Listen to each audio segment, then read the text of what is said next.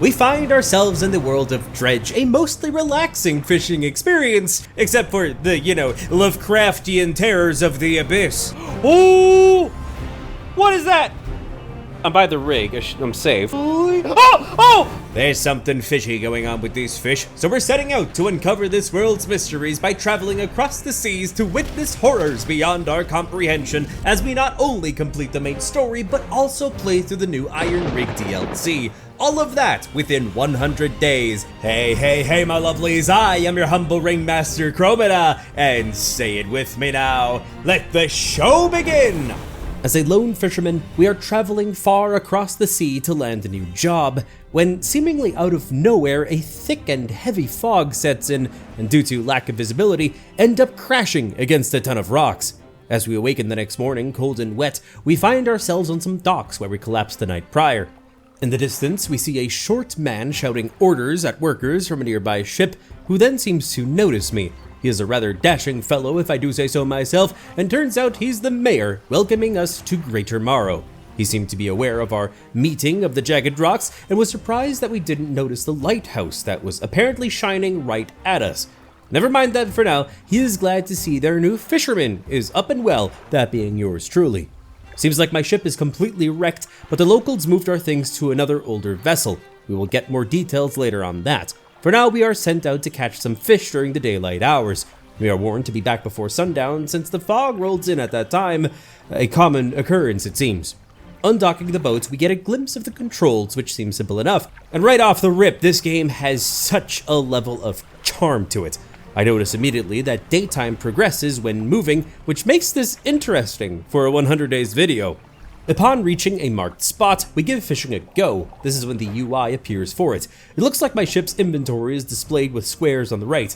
The left is the fishing minigame, which is represented by a circle. Seems simple enough, all you gotta do is click when the marker is at the green spot and bada bing bada boom, you got yourself some fish. All you do then is place it in the cargo and repeat the process. I move to a different spot later on, catching a cod from there. Seems inventory placement will be key with the shape of the catches. Also note, time flies when you're fishing.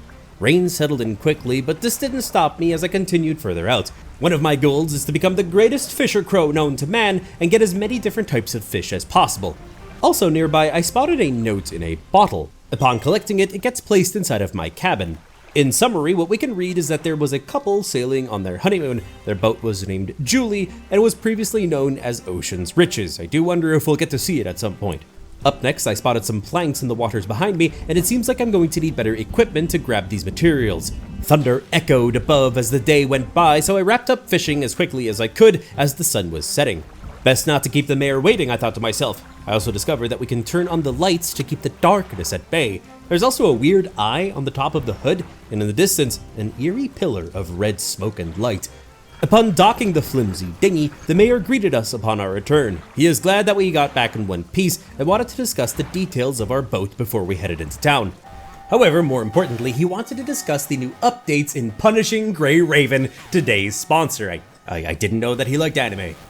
Anyway, their new update called Blazing Simulacrum has them teaming up with Blackrock Shooter, which means that from September 27th to October 26th, you'll get to experience a time-limited collaboration that brings Blackrock Shooter into the world of Blazing Simulacrum. In this special event, you'll see characters like Luna, Alpha, and Lucia join forces with the new limited-time character Blackrock Shooter, dive into battles on a unique castle with chessboard elements, and prepare for an epic final showdown against her nemesis, Dead Master. And check this out, Blackrock Shooter isn't just a pretty face. This A-rank Omni-frame character, dubbed by Kana Hanazawa, faithfully captures the essence of the original character with her signature bladed cannon and iconic battle moves. Watch as she unleashes classic attacks and devastating finishers. To celebrate this collaboration, there's a limited time pickup event where you can get your hands on Blackrock Shooter. Pull the gacha 10 times and you're guaranteed to obtain this collaboration character. Plus, check out her exclusive coding, Elder Flame. Now that's a unique coding that is definitely worth flaunting. Also, don't miss out on the Chessboard Realms event, where you'll use Blackrock Shooter to control the battlefield and outwit your opponents. It's an exciting addition to its many game modes. And that's not all, this patch also introduces a new SFX coding for Alpha, plus reruns of some fan favorite codings, including Bianca's Solitary Dream and Selena's Vox Solaris codings. It's the perfect time to jump back into the game and experience all the new content, so be sure to get the game with my link down below today. Mark your calendars and get ready for an action-packed update. Mr. Mayor here seems to be very well informed. Now, about that boat though. He explains that it's too damaged for repairs, but he's willing to sell us this replacement vessel that we're using at the moment. He'll consider it a loan as we do not have the funds to pay it at the moment and wants to make things easy for us. And honestly, that's incredibly generous. Things could have ended up much worse for us and I had my doubts about it, but he seems like a good guy. His offer is that of our sales, a small portion goes to pay off the boat with a small amount of interest to improve the town. He then sends us off to sell our fish, and here's where we discover that the loan is a whopping $50. I think we can live with that. We'll have that paid in no time. Here's where we meet the fishmonger. I'm sure this fine gentleman is not going to cut me a fine deal though. He seems surprised that the town got a new fisherman so fast, so logically I asked what happened to the last one, to which he ambiguously replied that not everyone can last out here. Seems like this life is not as smooth sailing as we thought. This is definitely not the last corny joke, I promise. They basically write themselves. As for the pricing to the fish that we bring, it's pretty straightforward. Larger and fresher means more money, and some rarer species also fetch a better price. Also, the prices may vary from town to town on the different islands that exist here, but considering that we have debt right here at Greater Marrow, he suggests that we settle that first. As to my first haul that I brought in, it's worth about $130, and $19.44 is taken from the debt. $110 is really not bad pay for this first attempt. Once done with the fishmonger, the mayor was waiting and was pleased by our progress, handing us a research part that he found. Seems it can be used to develop new equipment. Lastly, the local shipwright mentioned that she can add modifications to our ship. Walking to the shipwright's shop, she does not seem to be impressed by us in the slightest and isn't the type to give out freebies. All payments are upfront and require time to install. She can also patch up damage to our boat, but sounds a bit ominous as she says that. Damage for the boat is marked by 3 squares above the inventory HUD. I then headed on out and hit the hay after a long day's work. And just like that, day 2 came around, and this is when I took the time to look into the research part that we got. Based on what we want to learn, a certain amount will be needed, marked by gear symbols. With that learned, it's back out to sea for me in the early hours. Moving to a deeper part though, where I see a shark down below, but I do not have the right equipment to fish here, so I proceed where I can catch some cod. But man, the time flies, as before I know it, it's already late in the afternoon. I caught a trophy blue mackerel, by the way, and was heading back as the sun was setting. Before reaching dock, I caught an arrow squid, having me wonder what sort of creatures we are going to find in these 100 days. But what you might find interesting is that Natural Causes, Chaotic Gaming, and myself have a group channel called The Nest, where we post co-op videos on any fun game that we can get our hands on in order to get you more content faster. So be sure to check out The Nest, as it's been a ton of fun over there. This is also when I noticed the giant eye symbol at the top of my screen. In short, I need better lights and good sleep to prevent a panicked state. Back at the fishmonger, who we shall call Fritz from now on, has a special order from a customer. If we catch the order, we will be paid above the normal rate. Of course I accept, so our targets are a gray eel and gulf flounder. Fritz advises us to get a rod for shallow water to get those catches though. As for today's haul, we get quite a bit more and our debt is now down to just $6.29. Going to the shipwright next, naming her Sally from now on, I go through the rod options. The weighted line is the most expensive, so my mind tells me it is likely better. Installing it takes about 3 hours, which leads us into day 3. As I was leaving Sally's workshop, a hunched over woman was seen coming from the direction of the lighthouse. She stopped, looked at us with concern and apprehension. She asks why we are here, and I chose to say that we came here for good old fishing. She replied saying there is nothing here for us and encourages us to move on from here. Just like that, she skedaddles back to the lighthouse. I guess not all the locals are as friendly as the mayor here in his hall. He is happy to see us and asks us to head east to Little Marrow to deliver a package to the dock worker there. But the package is dripping. Oh man, the package is dripping slightly. Oh no. I had a whole lot of thoughts going through my head on what can be inside. But you know what? I ain't gonna question it. What's in the box? The mayor does say that we should hurry on over so the package does not spoil, so I guess we're heading out at night. Based on my exceptional navigational skills, I am assuming it's right across this pond, so I head right on over, paying no heed to the fog. As I dock the boat, the package is handed on over. Weirdly enough, the fellow here is very careful to not let me see what's inside the package. Very suspicious. He proceeds to hand over $25, so I ain't gonna say a peep, you know, $25 is $25. He also gave us a book about sustainable fishing. I guess he's not a bad guy if he's worried about protecting the environment. He even invites us over for a chat if we ever get lonely. How nice, I feel right at home. There's a trader here as well, a very educated fellow, and his shop seems to be filled with antiques and jewelry. We shall name him Tim the Trader, and he offers to purchase any special trinkets that we come across. I don't have any at this time, so I headed on out. With my rod, I am able to fish in the shallows now, so I gave it a shot, catching a black grouper. I kept going. Based on the size of these guys, they must be worth a hefty sum. Leaving the cove of Little Marrow, I was hoping to get more interesting catches. While checking out the new spots, I also decided it's time to name the ship, so after some careful thought, dubbed this dinghy the SS Hot Tub. I decided it's also time to head back to Fritz in the early afternoon, and as expected, these bad boys paid much more than the fishes before, taking me out of debt. The mayor ends up approaching us with a pep in his step, and he says that Great Marrow is growing thanks to our efforts. The town will surely have many visitors any day now.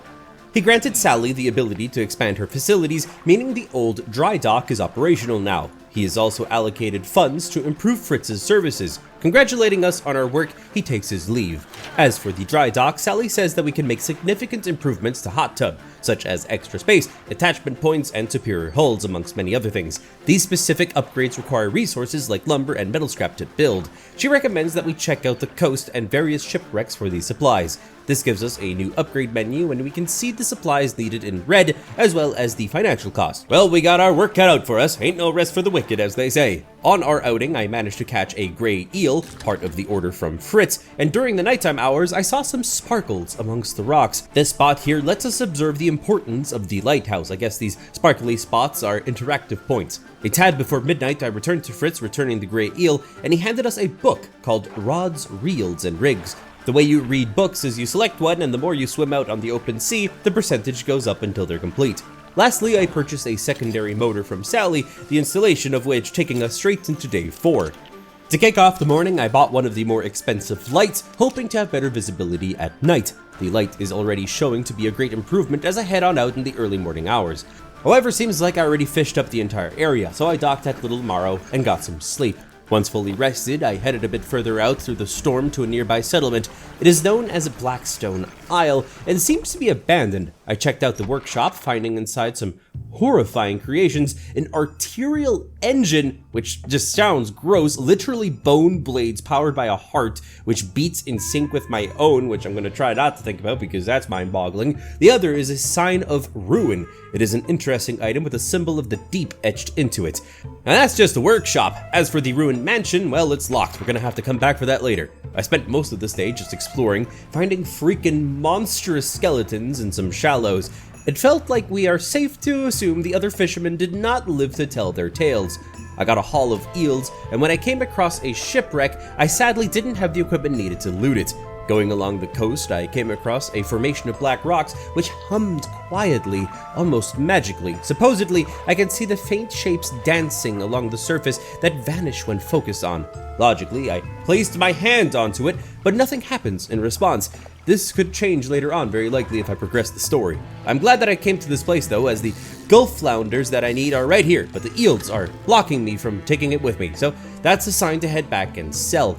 So I was heading back to Fritz when I spotted an eerie rock with a red aura playing scary music. I am smart enough to not mess with that, so I just continued to Greater Marrow. With my haul sold to Fritz, I wandered on over to Sally, and she gifts us a book on how to improve our engines. As for our research part, I spent it to learn a rod to catch larger fish at 50% faster speeds, meaning more valuable catches equaling faster income. At the dawn of day 5, I decided it's time to head back to where I found the Gulf Flounders to complete that order. On the way, sustainable fishing was completed, giving me a 10% chance to not reduce the amount of fish at a spot. As for the next book, I decided to start reading Rods, Reels, and Rigs just to see what that gives. I then managed to catch the flounder and a few extra as well, and something peculiar, I caught a cyclopean version of it, which is very weird. It has a massive jelly-filled eye, which just grosses me out because I'm imagining a jelly-filled donut version of this, and I want to throw up in my mouth. Turns out though that that's not an eye, but an egg. Something fishy is afoot. Okay, I'll see myself out. That might be the last one, but no promises. With a few more fish in tow, I headed on to Fritz and turned it all in. The order paid out nicely, and I received another order, though a bit weirder this time. It required a couple of squid and a black grouper. Luckily, I know where to find these. I am glad though that he mentioned that the squids only come out at night. I wasn't sure about that, and that's kind of a very interesting feature, but that explains why not a lot of people tend to fish those lately here. I also handed him the grotesque fish that we caught, and to my dismay, he held it up to his face, inhaling deeply. I knew something was off with this guy, I just didn't know how far down the rabbit hole he would go. Apparently, this specimen is something that brings him great joy as he handles the fish curiously. He pushes on its stomach and a small shape can be seen pressing against the scales. As he slices it open, he pulls out a delicately patterned handkerchief. He pays for the fish, giving us the handkerchief as well. It's not the first one that he's come across, but will pay us well if we bring him more. Wrapping up business here with Fritz, we notice a man looking at us through a cabin window.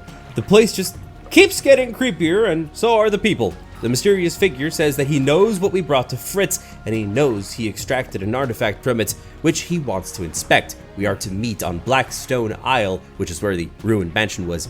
But I'll take him up on that offer. He has a business proposition for us, and we're all about that money. I can see that Sally can now build the hydraulic rod for me, but will cost us 410 bucks, which I don't have on me at the moment, but not too far off either. To make this money, I decided to finish off Fritz's order real quick, but I forgot how to get the black grouper, for I only remembered how to get the squid. So I just decided to head back to Fritz, and that is when a valuable lesson was learned. Oh! What? Hull damaged? Wait a minute, that wasn't there before. That's an illusion. Look at that. That's not supposed to be there. Okay.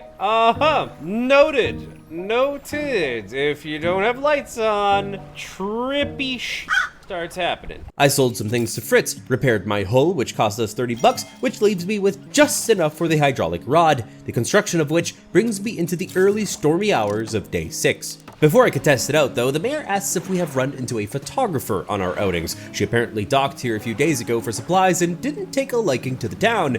Gee, I wonder why.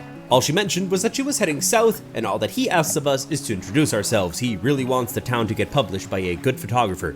As I set out to find the groupers for the order, I got another note in a bottle. Seems the honeymooners had an accident at the back of Greater Marrow. They didn't sink, but lost some items there. Considering this note had me close to Blackstone, I decided to meet the mysterious figure from the day before. Our mysterious fellow was waiting at the doorway, holding an old book bound in crimson and silver ribbons. He introduces himself as a collector of many things, and we have something that he wants. Considering his name shows as collector, we shall call him Carl.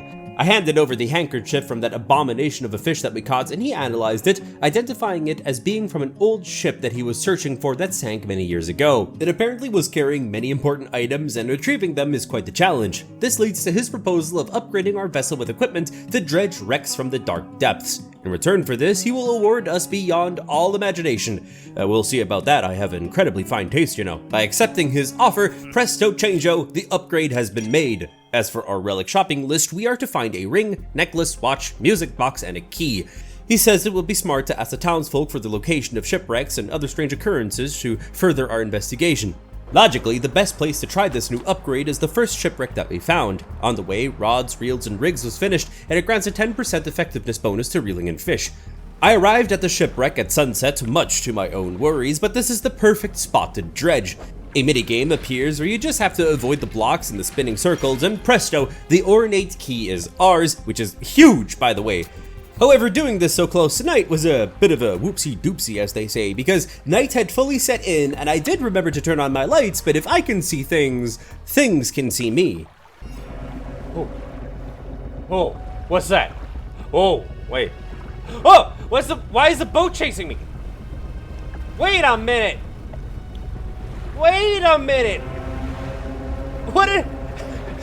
Is that a ghost ship? It looks just like mine. Dude, get off me. Oh, the sound is just ominous. Fine, I'll dock. Luckily, I could rest just as the clock struck midnight, bringing us into the morning of day 7. I'm super glad that I got to sleep off all that panic. Starting off day 7, we approach a woman who turns to look at us at the docks. What's it like out there? Well, I want to say peaceful, because like 99% of it was. And then that freight train of a boat showed up, so, I don't want to talk about it. She does not seem to be a fan of the town, thinking about leaving and such, and honestly, I can't blame her. However, we assure her it's not that bad out here. That's Possibly a lie, but our character doesn't know that. She asks to bring her materials to help her move, planning to go to an island north called Steel Point. This move will require 2 lumber and 2 pieces of scrap, and she'll pay us for the work. After the conversation, I take a look at the map to try and determine where Steel Point is. I am assuming it's the red X on the map to the north, yet I wonder what all the other locations have in store for us. First things first though, I set out to bring the key to Carl and caught a peculiar cod along the way. It seems to be mutated with eyes too large for its body, but never mind that. Upon reaching Blackstone, I gave the key to Carl, and somehow as I gave it to him, it became much smaller than when we got it. He scoffs, asking where the lock for it is. Oh, well, sorry, mister. I don't want to hear it, Carl. I don't want to hear it, okay? He assumes everything else is located further out in the waters. Because of this, he will aid us some more. Opening his book, it bursts with a red light, causing us to stagger back. This unlocks the ability known as Haste. We are to head southeast towards the Gale Cliffs to hopefully find another relic. He will mark the location on our map. Curiosity got the better of me though, and I asked who owned these relics in the past. He claims that he knows, but as he says that, an expression of regret appears on his face for a brief moment. All he says is that it belonged to an old friend. Back out at sea for me, I see Haste adds speed to us, but at the cost of increased panic and engine heat. Whoa. Whoa, whoa, whoa, whoa. What is that? What is that noise? I just used Haste for like a brief second, and I know it raises my panic, but why did I hear a freaking, like, Leviathan growl out in the distance? While searching for Steel Point, I found a spot where I can fish creatures called bronze whalers, possibly fetching a hefty price. For now though, we traveled further north, and in the distant fog, I saw an oil rig. Definitely going to have to check that out later, but for now, I made a pit stop at an abandoned dock, and look at that, apparently this is Steel Point. Now knowing where to bring the supplies, I moved out and managed to collect a bit of lumber, but the sun began to set quickly. That meant it was time to skedaddle on back, and with how quickly night hit, I decided to spend the night in the middle of nowhere at Steel Point for safety. With wind backing me in the morning of day 8, I was on my way back to HQ, but spotted weird lights above this here fishing pool, catching a 3-headed cod from it, and I'm starting to understand that these lights mean you're guaranteed a corrupted fish from these. Before reaching Greater Marrow, our 3rd book is finished being read, which provided 5% movement buff to our engines.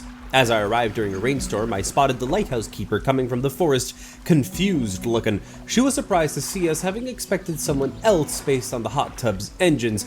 Either way, Fritz offers a generous $235 for our haul, so we are rolling in dough for our standards at least. Also, since my cargo space is now empty, it's the perfect time to start collecting lumber and scrap, not just for Steel Point, but for our own upgrades for the hot tub. So, through the stormy day, I focused on just that. Night set in quickly as I approached Steel Point, but I was determined to help our friend move, so with a final piece of lumber dredged from the depths, was able to provide all the required materials. I tried to be cheeky and headed out before midnight to progress some more when I caught a glimpse of that dreaded ship again. Oh no, is it coming straight for me? No, no, no, no, no. Oh no, no. Day 9 is when I got a goblet from a shipwreck. Either Tim or Carl is going to be interested in this, not sure who of the two, but for now I was busy cleaning the ocean for its scrap. Even got a new resource being a bolt of cloth. Just like that, before I knew it, it was already dusk. All I could do with the time remaining was to offer up some supplies along with $100 to get an extra engine slot. Let's not forget to use our storage at the dock to save some space either. As for the builder, who by the way we're going to refer to as Betty, was ready to move. Turns out we can take her as a passenger, and she's more than happy to say adios to Greater Marrow. She's in a hurry to get on going, and against my own gut feeling, we started to head out at night, spotting that ship in the distance. I watched it for a moment and determined it was circling the island. So once it had passed, I began to move on forward, reaching Steel Point just before midnight. Whoa! What was that? Oh! Betty thanks us for our help and says that we are welcome at any time. As a reward, we are given 2 research parts, which is perfect, just what I wanted. I took her up on her hospitality, sleeping here till 5 AM, and departed Steel Point on day 10 to continue our dredging for supplies. Even got some pearl earrings, something that Tim is definitely going to want, so I stopped by his place selling the trinkets that I had for some money, and I noticed there is a painter at Little Marrow now. We will call him Pete. Seems like we can decorate the ship from here. In order to get more colors though, he requests for us to bring him strange crabs. By exploring his options, we added a fish flag and notice after there is a grieving father in the town. Instead of asking him what's wrong, I have the option to ask for any shipwrecks around, and this has me instantly regretting that decision as he says that he lost his only son at sea a few years ago. That might have been a sore wound still, but either way, since we have been dredging equipment, he asked if we could bring back his belongings since he was still lost at sea. The belonging being a bronze belt buckle, so of course I say yes and ask him about any strange occurrences. He recalls the final days of the old mayor, an awful sight as he apparently lost his mind and was shouting for things to be thrown back to the ocean over and over. And considering he seemed so incredibly confused and panicked, nobody understood what exactly he was going through. With all this information, I headed on out, getting more supplies before going back to Greater Marrow in the late evening, and at Sally's managed to unlock and fill up a new light slot, but now we are out of funds. As midnight passed on day 11, I was out to get some good catches, starting with this here disgusting squid, but you know, I can't complain because Fritz just loves these things, and therefore there's money to be had that I won't judge. Finding a shipwreck alongside the shoreline later on, I managed to get some supplies and trinkets from it, and then later reeled in a trophy squid at daybreak, and then encountered a very interesting surprise. Whoa, whoa, whoa, whoa, whoa, whoa, whoa, whoa, whoa, whoa, whoa, what in the heck is that? Oh, it turns, okay. Haste. Go, hot tub, go. It's a sentient tornado. Whoa, whoa, whoa, whoa. Go. Oh, I need to hold in click to haste. Panicked. Click. I panicked. By selling this haul and having 3 research points to spare, I unlocked the starter engine, and seeing how it expanded the research tree, I decided to start unlocking the jet drive engine as it seems to be the only one to take a single slot. Taking a look at our inventory, we gained 2 singular slots from this upgrade. Unable to progress now due to funds, I was off to haul in more of that sweet green. The last remaining trinkets were sold off to Tim while in the area as well.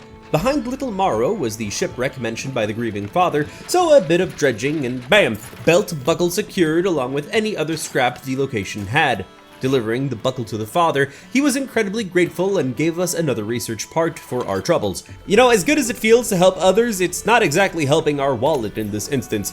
Something else to take note of is that I realized that the boat can lose power from time to time, so I'll keep a lookout for that, and I took the rest of the time just sorting out my inventory and took a well-deserved night's rest. It's become clear that we desperately need money, so a day of fishing lies ahead, focusing primarily on corrupted fish when able, as well as big catches. During this, I also discovered a peculiar box that was labeled as an Iron Haven crate. Apparently, it is full of materials, though covered in warnings to not open it. Hello!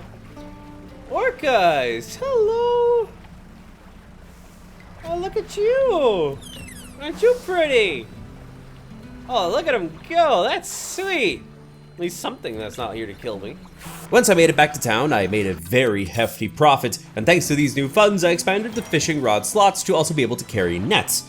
Ending the day, I researched the flexible fishing pole twice, meaning it is now available in stores. Funds were truly the greatest enemy at this point though, and I had no choice but to keep fishing through the night to make ends meet. The shadow ships were posing a great threat, however. Uh-oh. Oh boy. Oh boy, here we go. Okay, panic, haste, rocks. Oh boy. Sucker. Yeah, so, day 13, and about those ships, they really have it out for me. Based on the eye symbol on my hood, my panic state must be quite high. Because of this, the mayor sees that we are quite exhausted and recommends frequent breaks. Taking his advice, I take a quick power nap before returning to the sea. Finding another coastal shipwreck while fishing, I got some more supplies and trinkets from it. And of course, we can't forget to snatch up some lumber for a very important upgrade I have in mind. As I was dredging up planks from the depths, I spotted a makeshift shelter and SOS written in planks on the coast. Here I found a castaway in need of help. He washed up here 2 weeks ago due to the rough seas and asked if his crewmates sent me to save him, to which I honestly replied, no, never heard of him, and I would love to help him, but I have no room at the moment, so we'll have to come pick him up later. I'm sure he'll be fine in another day or two. Right now, my priority is my bank account. Getting the final plank now, it was the final piece needed to add 2 more slots for fishing rods. With this tier complete, we can now upgrade the hull, which means more cargo space and defenses. I also realized that the jet drive will need 4 more research parts, so I will be sinking the next ones into it. At midnight, I figured I would get an extra buck or 2 from a squad of squids that I fished up. And we stayed out fishing in the early hours of day 14, trying to avoid the dangers in the night. With the lights suddenly going out, I decided that maybe it would be best to head back and get some shut-eye.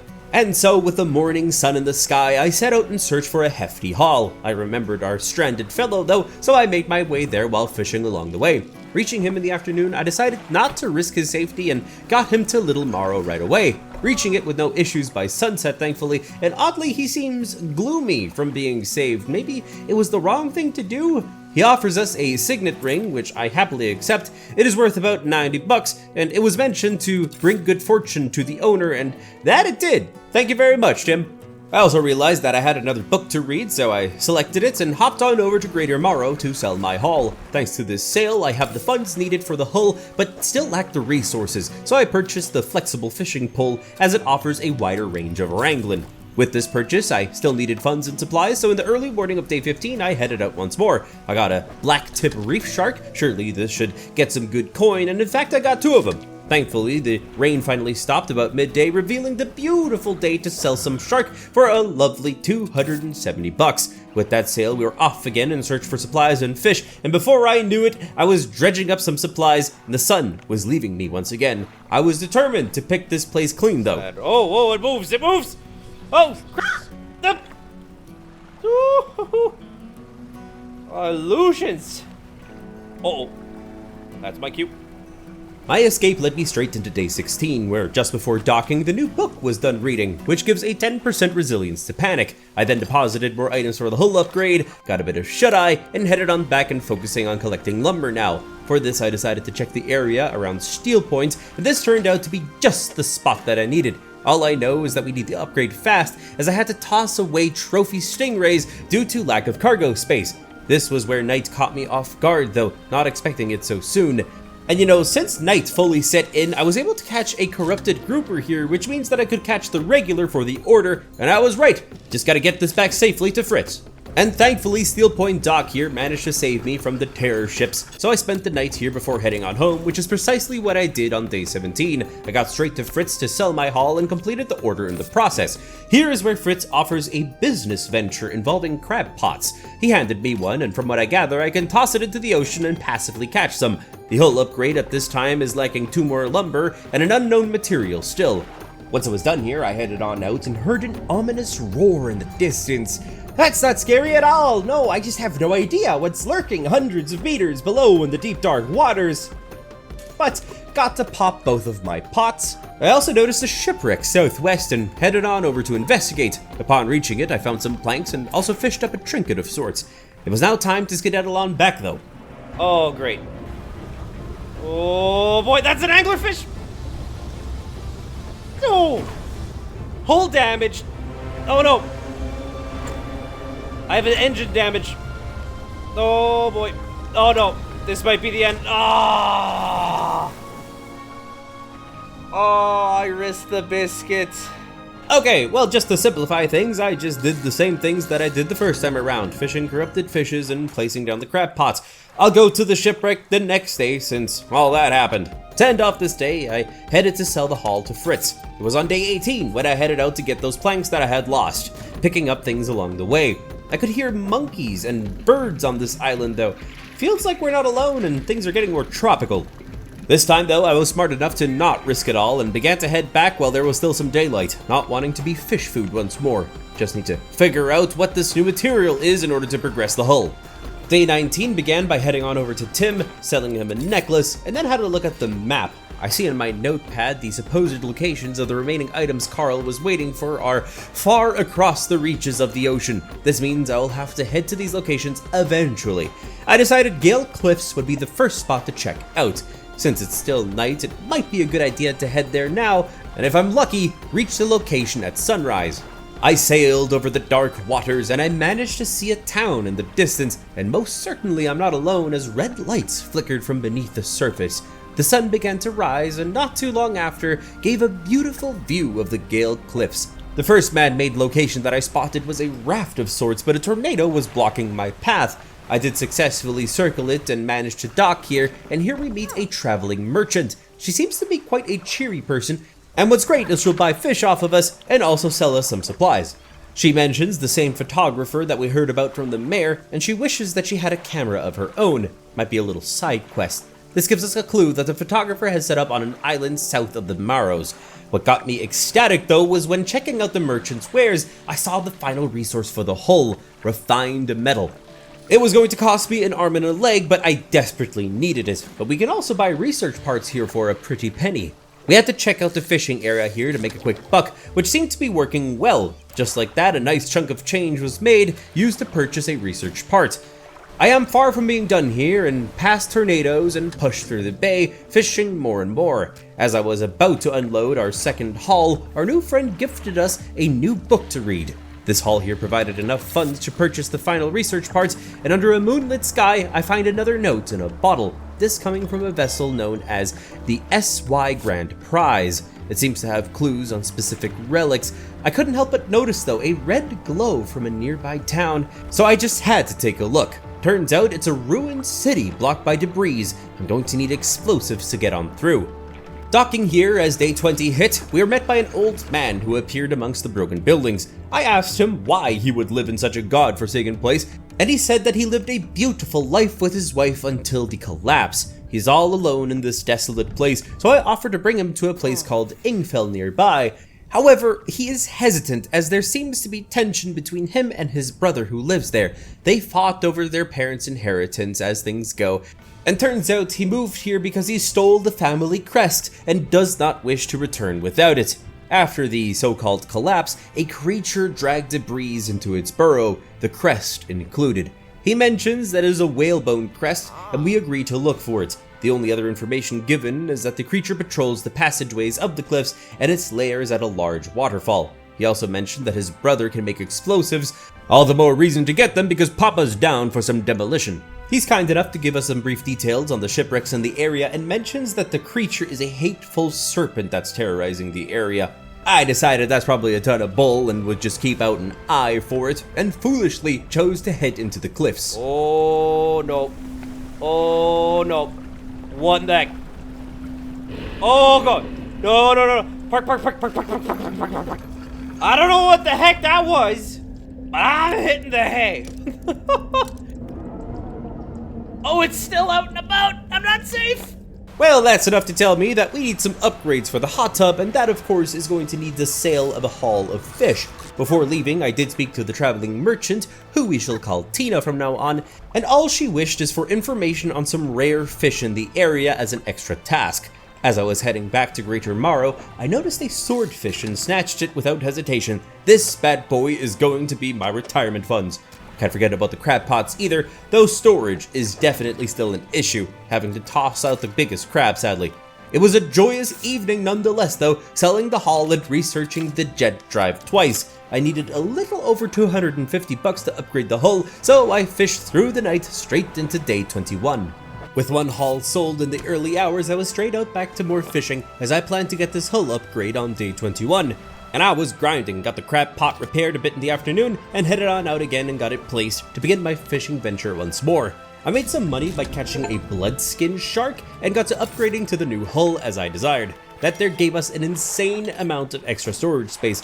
Not just that though, we almost have all that we need to upgrade the storage even more, just missing one more plank. The hot tub looks a little bit more stylish now if I do say so myself, so I kept up the momentum with some night fishing. I did slightly bash the new hull in this process, and here's where I noticed that damage to the hull means less storage space until repaired, and on that note, I figure it's time for some shut-eye. Day 22 was spent just getting sharks and material, so a rather quick day, in and out of itself. That's basically all that happened. It was on day 23 when I set out in the opposite direction in search of a plank, ending up at a small group of islands. Here I managed to dredge up a serpent flag, wondering if this is a Carl or a Tim item.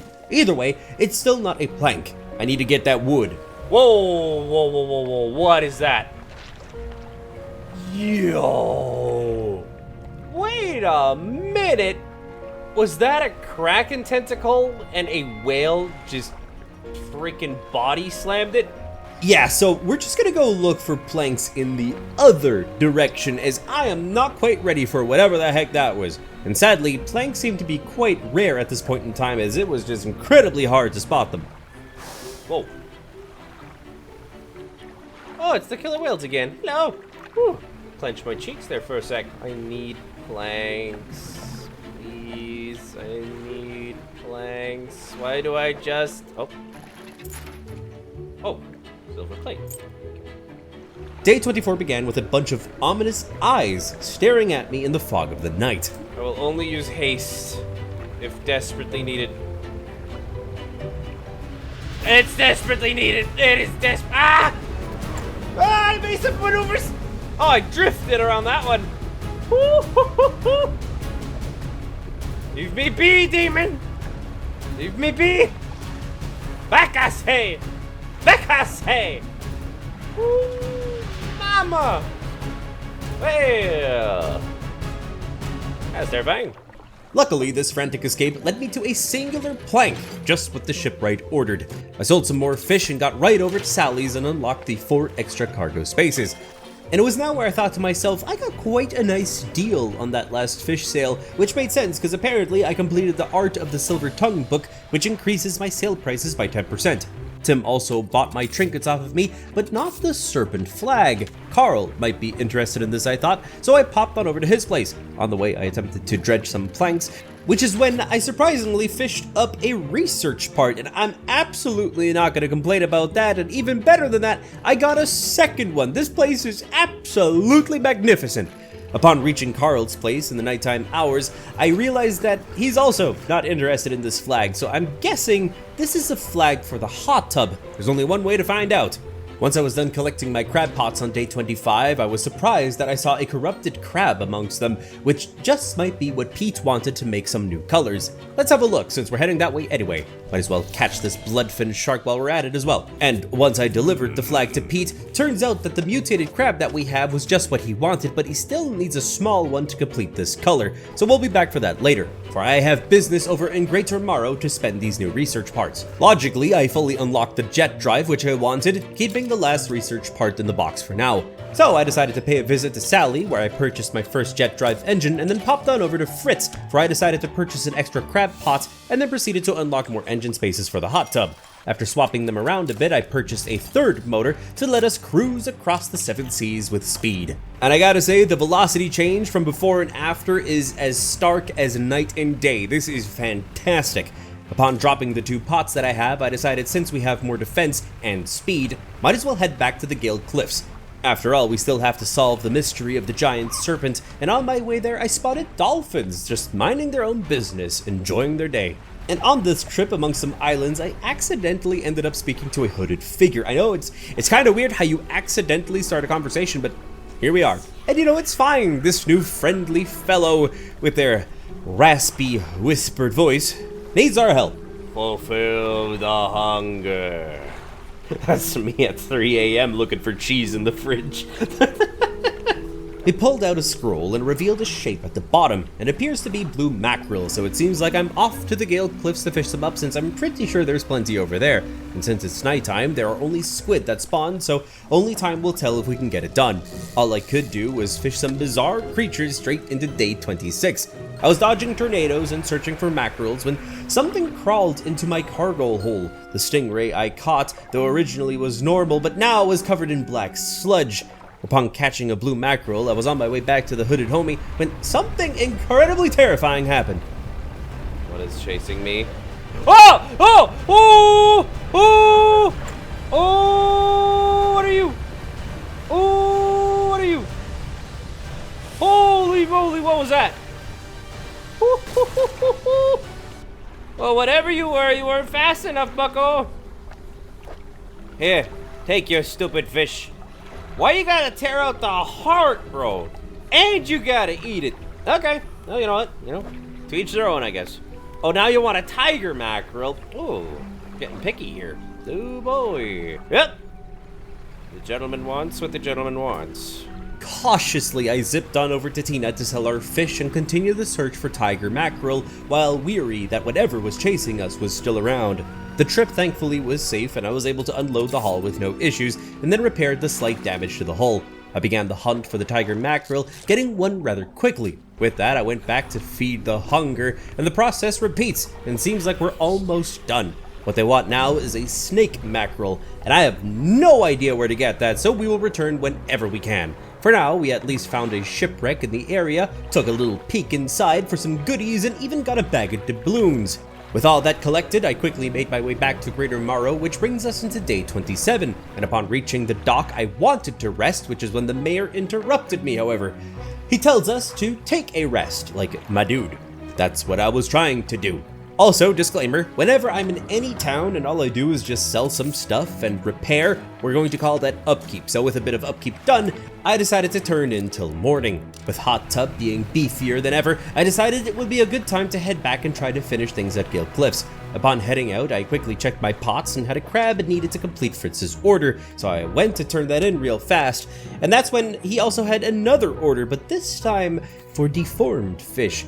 But this was a personal request from him and asked that it stay a secret. Seems like he wants to see what happens when people eat those fish.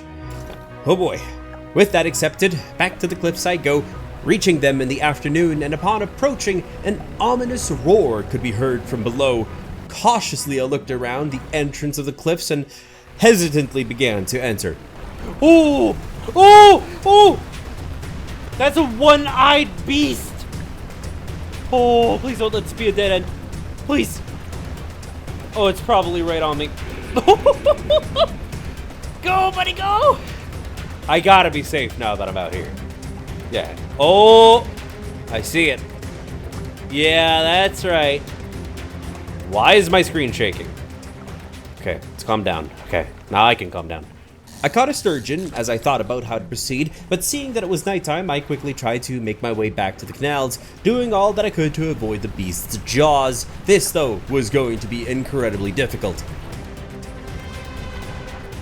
Oh! Oh! I didn't know it could get all the way out here! Back, I say! Ah, that's a tornado! Oh, boy. Oh, boy. Is it still after me? I think I'm safe, although I did take some damage. This is one messed up place. This day was filled with panic and not any progress to speak of. I parked at Ingfell and spoke to a resident while there, asking if they needed help at all. She requests an aged conger eel that's at the point of rotting as it's a local delicacy. How yummy. We accept this request, as disgusting as it may be, because money is money at the end of the day. All we know is that these eels inhabit the burrows along the cliff sides and only appear at night. Some extra info of the area is that there was once a fierce pirate battle south of the area, might be some interesting wrecks with treasure there, and she also told us the tale of Magrin, an old whaler from these parts. As the whale population dropped, whalers spent more time at sea searching, and Magrin was not cut out for this and had developed an unnatural attachment to a scroll that he had found. Apparently, the scroll told him he would gain immortality by eating mutated fish, and became known as Magrin the Fishman. One day, all the boats had their nets and rods messed with, and Magrin had not been seen since that day. Seems like he had an episode of sorts. We ended up this day with a pit stop at Tina's for a bit of upkeep, and swapped out our lights for a halogen spotlight, leading us into day 28. And I did not wait for sunlight. I headed back to the cliffs with determination to find the family heirloom. A difficult task, as no matter where I went, the beast chased me down, and how I will solve this, I have not the slightest semblance of a clue. I did my best to fish around the area with no idea where to find this heirloom, till I finally found the waterfall, and right there before us, I dredged up the crest at long last.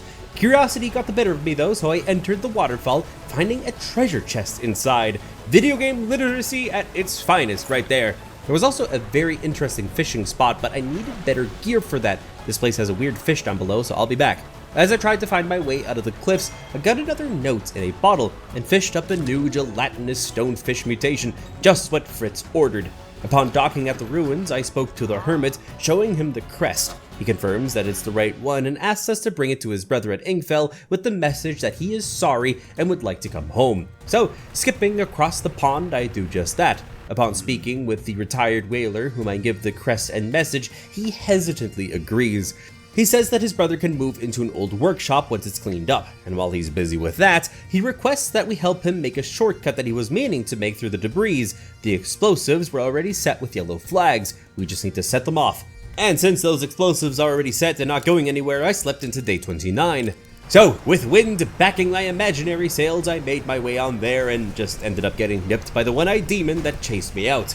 So, I hit up Tina's spot for some repairs after that traumatic event and headed in for round 2 right after. Upon reaching the marked location, I lit the fuse and kaboom! New path has been formed. No time was wasted getting back to the whaler, and seems like he heard the blast from here. He was also done cleaning and says that his brother can move in now. So no time was wasted getting back to the ruins to relay the information to the hermit, and thankfully, I have enough room in my cargo space to bring him home. Upon our arrival there, the hermit notices his brother waiting at the docks, and they ended up apologizing to one another, so this side story has a happy ending. As they leave, the whaler turns back and says he's working on packed explosives in case we need to clear more paths. So with this quest complete, I lightened up my inventory and headed back into the cliffs to find the relic for Carl. I almost forgot the original reason why we came here. Also, by now, I've grown accustomed to the one-eyed abomination's presence, so I continued to search for spots with an orange glow. I did spot a ton of shipwrecks in the back, likely from the pirate battle that was mentioned, and a broken dock with a campsite. It has cooled embers, and rummaging through it, I found a research part and unfamiliar symbols sketched into the dirt. Upon leaving, I continued the relic hunt, and the night hours make this much easier to spot the orange glows.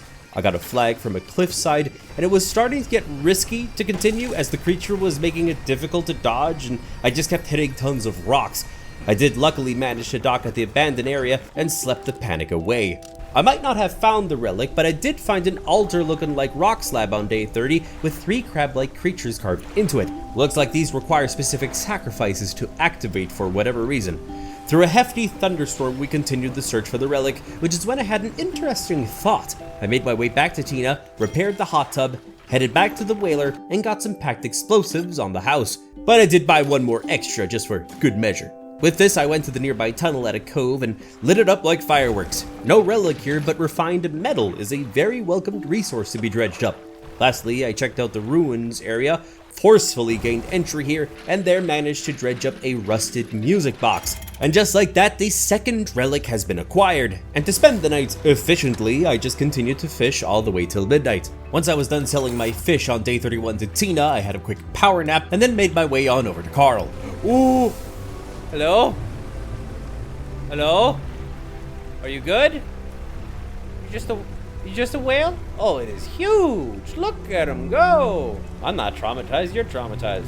Back at Carl's, I handed him the massive music box, which he immediately knew that we got from the cliffs. Suspicious. As a reward, he fiddled with the book again and whispered some words. It affects us down to our stomach, and voila, we unlocked the ability Manifest. He recommends checking out the Stellar Basin next. And I got curious, so I asked what he's going to do with these relics, and he assures us it's just for collecting, which I highly doubt. So logically, the next question was why he couldn't just go and collect them himself, which was answered with metaphors that just meant that he was no good to sail. Back at the hot tub, I looked at the new manifest ability, and seems like it allows us to teleport to this location whenever we want. I then took a look at the map and saw that the Stellar Basin is at the bottom, and I should go there, but I have other things to tend to, and no, it's not these crab pots. I docked at HQ to bring Fritz his fishy-looking fish, and the lighthouse keeper appears and looks displeased. We get criticized for sailing out so far and get told to be more careful, and seems like this person here has seen greater horrors than we have, but I think this person means well deep down. As I went to sell my haul, I noticed the mutated fish was spoiled and would need to get more, sadly, to complete my mission. So I had no choice but to stop by Tim's to get some more coin and to deliver the flag to Pete, which I attached, so we're looking like pirates now. I headed out from there, dropping the pots into the water, and began my search for more mutated fish. I thankfully caught a barbed eel on my way back home and handed it over to Fritz. Just like that, we are rewarded 2 research parts. This is when he hears a very faint whisper. We heard nothing, however, and his hands started to tremble as his face grew anguished. and suddenly it's like a switch in his brain just flips and asks us to sell what we have and leave immediately. With that, we are now over $1,000, so maybe we can get some more upgrades. By doing some quick math about the engines, I see that getting all jet drives will get me the best bang for my buck with their speed combined. I unlocked the anti-tangle line and also got it installed soon after, leading us into day 32. And I figured I might as well purchase a simple skimmer rod to fill up my rod slots, so now I can fish in the oceanic, mangrove, coastal, and shallow waters.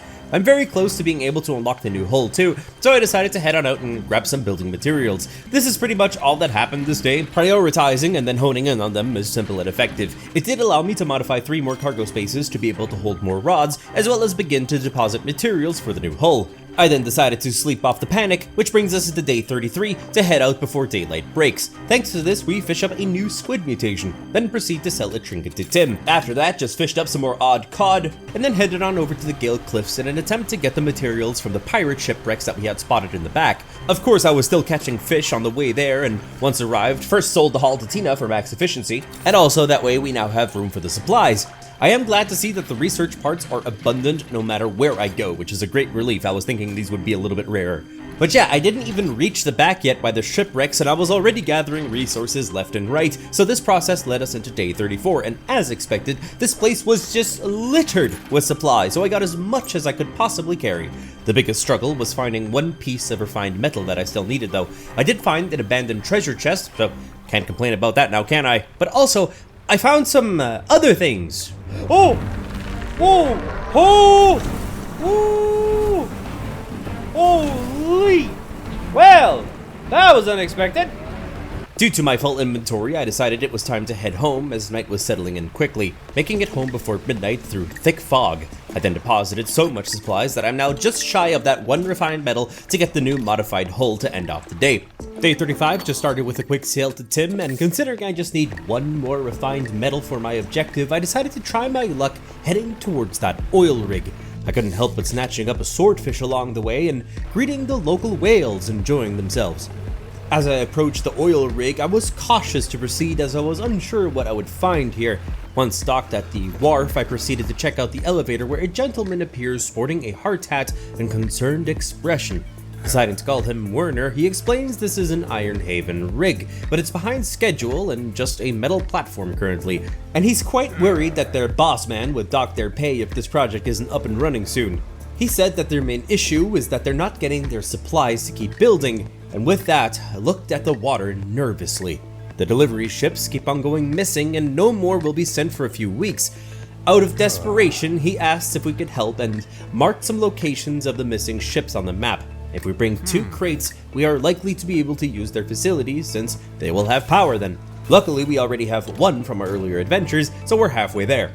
And thus I set out over growing waves in search of the last container, and spotted one out in the distance, though fearing that this might be risky as the sun is setting and I'm out in open waters. The mission is clear though, secure that crate. I successfully managed to do so and headed straight back to Steel Point, dodging that ghastly angerfish as best as I could, and then spent the night here for safety. The next day, I noticed that one of my motors is broken, so we're a little bit slowed down, but I still took this time to head back to the rig in the early morning. A pod of dolphins accompanied me for a bit on my way there, and upon arrival, deposited the final crate. With that, their generator is up and running, giving us access now to the top platform. The next issue is they never got fuel deliveries, so I guess that's next on the bucket list, but for now, we get a hull repair kit as a reward. He also suggests that we introduce ourselves to the head scientist here, who is keen on the local fish species. We see him pacing back and forth for a bit, muttering to himself, and we shall call this scientist Stefan. He inquired about the fish that we had seen till now, and I told him that he wouldn't believe me even if I told him. This piqued his curiosity greatly, and he doesn't seem to dismiss tall tales. Before anything, he mentions his laboratory is also missing some supply shipments, and thus another crate is needed for us to find.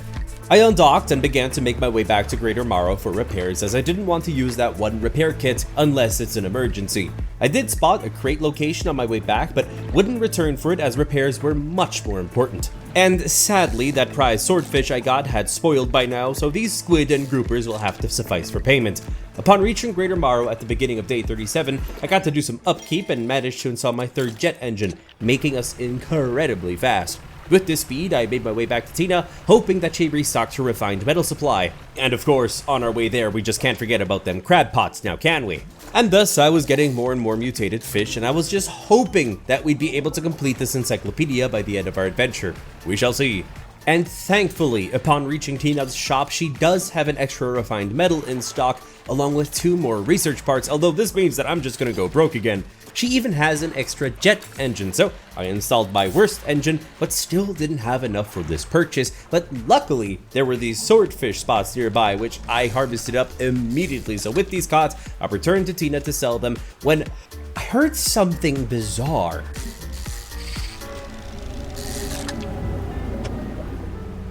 Yeah, so that rumbling has the neck on my hair stand up, so I'm not sure if it's better or worse that nothing's following me, so I'm just gonna park over here if you don't mind. Let's just ignore that noise for now. We sold the prized swordfish after dropping off the crab pots and purchased our 4th jet engine. As for research, we've been getting a lot of parts recently, so I decided to unlock the heat-resistant line rod for volcanic fishing and then the versatile rod as well. And yes, I may be out of research parts now, but it's fine because this new rod does what all the other rods do combined, which should save me a ton of inventory space. And as it stands for the new hull upgrade, I need a lot of cash, so grinding for money it is. Luckily, I was smart enough to sell all of my now useless rods to Tina, which means we have just enough to purchase the versatile rod, which will allow for much broader fishing opportunities, leading us into day 38. I made it my duty this day to get that new hull upgrade as fast as possible, so I fished in the safety of the bay in the early morning hours. Slowly but surely, I was earning the funds required for the upgrade I so desired. This spree of fishing and selling continued straight into day 39, where we kept on going through the thick fog and illusions, selling our hauls to Fritz even, and just like that, got over 800 buckaroonies. And voila! We have the new hull upgrade, granting us 1 additional impact slot and 9 inventory slots. This upgrade has made this ship feel much better, and just look at all that inventory space. And you know, I even got to get another jet drive installed, so we are zooming, we are cruising, everybody, let me tell you. I thought to myself though that let's keep it going and see if Tina has another jet drive since the day had already passed. It's worth a check, I thought, so I made a quick sale and checked her inventory, and she does in fact have one. With that, we now have 6 jet engines, just 1 more to go till full speed zoomage. And since I have my crab pots here, I checked them out, and I can see that we're getting different species than by Greater Marrow, like these rock crabs and this incredibly freaky decorator crab. I decided to spend the night here straight into day 40 and made my way back to Greater Marrow the next day, keeping an eye out for those larger catches, as focusing on them will get us more funds and as such is more fun. Just like that, I got enough money to buy what seems to be the last jet drive engine for the hot tub, and I could progress towards the next hull, but I think we're fine for now. What's most important is that we're going to get that crate that I saw earlier and get that to Stefan the scientist. I'm not too worried to head to sea right now, since I feel like we can outspeed pretty much anything at this point. Or can I? So we got the Devil Stingray on our booty cheeks here, and it's a little bit faster than I remember, so let's just kick the hot tub into maximum overdrive. And I see it's not shabby at all. Just need to keep an eye on the heat on the left bottom there, but I think we're good, so be gone. This high-speed chase leads us straight into day 41 and up to Steel Point, where I decided to hit the hay, where the builder gifted us a new book to study while on the waves. And yes, the ship might be a bit banged up, but that would not stop me from continuing my mission in the morning hours. Thanks to having greater visibility now, I could see the Ironhaven crates from further away. I snatched some up and brought it straight over to Stefan. Because of this, Werner managed to build up the science lab on the platform too. Stefan is pleased by this and thanks us for our efforts and gave us a soothing tea, likely to help reduce panic on the go. And here's where Werner approaches us with a solution for the fuel problem, and turns out the shipment never left Ironhaven at all, and the generator on this platform uses biofuel. New tech, it seems, and we need to supply it ourselves. And as you can assume, an oil rig is not equipped to harvest biomass, and this is where we come in to bring in any biological matter to get the generator producing power for the drill. Yeah, I figure I can do that, so I headed on out and discovered a massive sunken ship under the water. It seems to be destroyed and surrounded by hammerhead sharks. And also, this place has some little islands next to it. Not again! Bro, I just want the scrap over there. Please, my boy, please. This place was filled with orange sparkly spots, so I gave them a shot, granting me a hook flag, some dog tags, which I need to remember to not sell to Tim because I think they're part of the story, and I also found a plane crash. Didn't know we were in the Bermuda Triangle, but okay. Either way, I didn't intend to be out and about at night, so I got back to the rig as fast as possible, fishing up some moonfish in the safety of its surrounding waters. And you know, these are great progress for the generator due to their size, so we ended off the day here, and since I'm at the oil rig, I decided to ask Stefan how long he had worked for the corporation, to which he responds that his whole professional career has been dedicated to the company, which has been about half a century. I mean, come on, just retire this man already.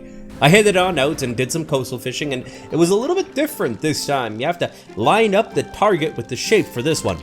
By now, the new book has been finished. What we get from this is that equipment types that lose durability lose it 10% slower, which is great. Most of the morning was spent fishing up some new fish for the biogenerator, and just a bit after noon, it was up and running. Considering it's being fueled by fish, a large capsule drops down labeled waste, which is great as this works as chum, likely to attract fish in the area closest to me.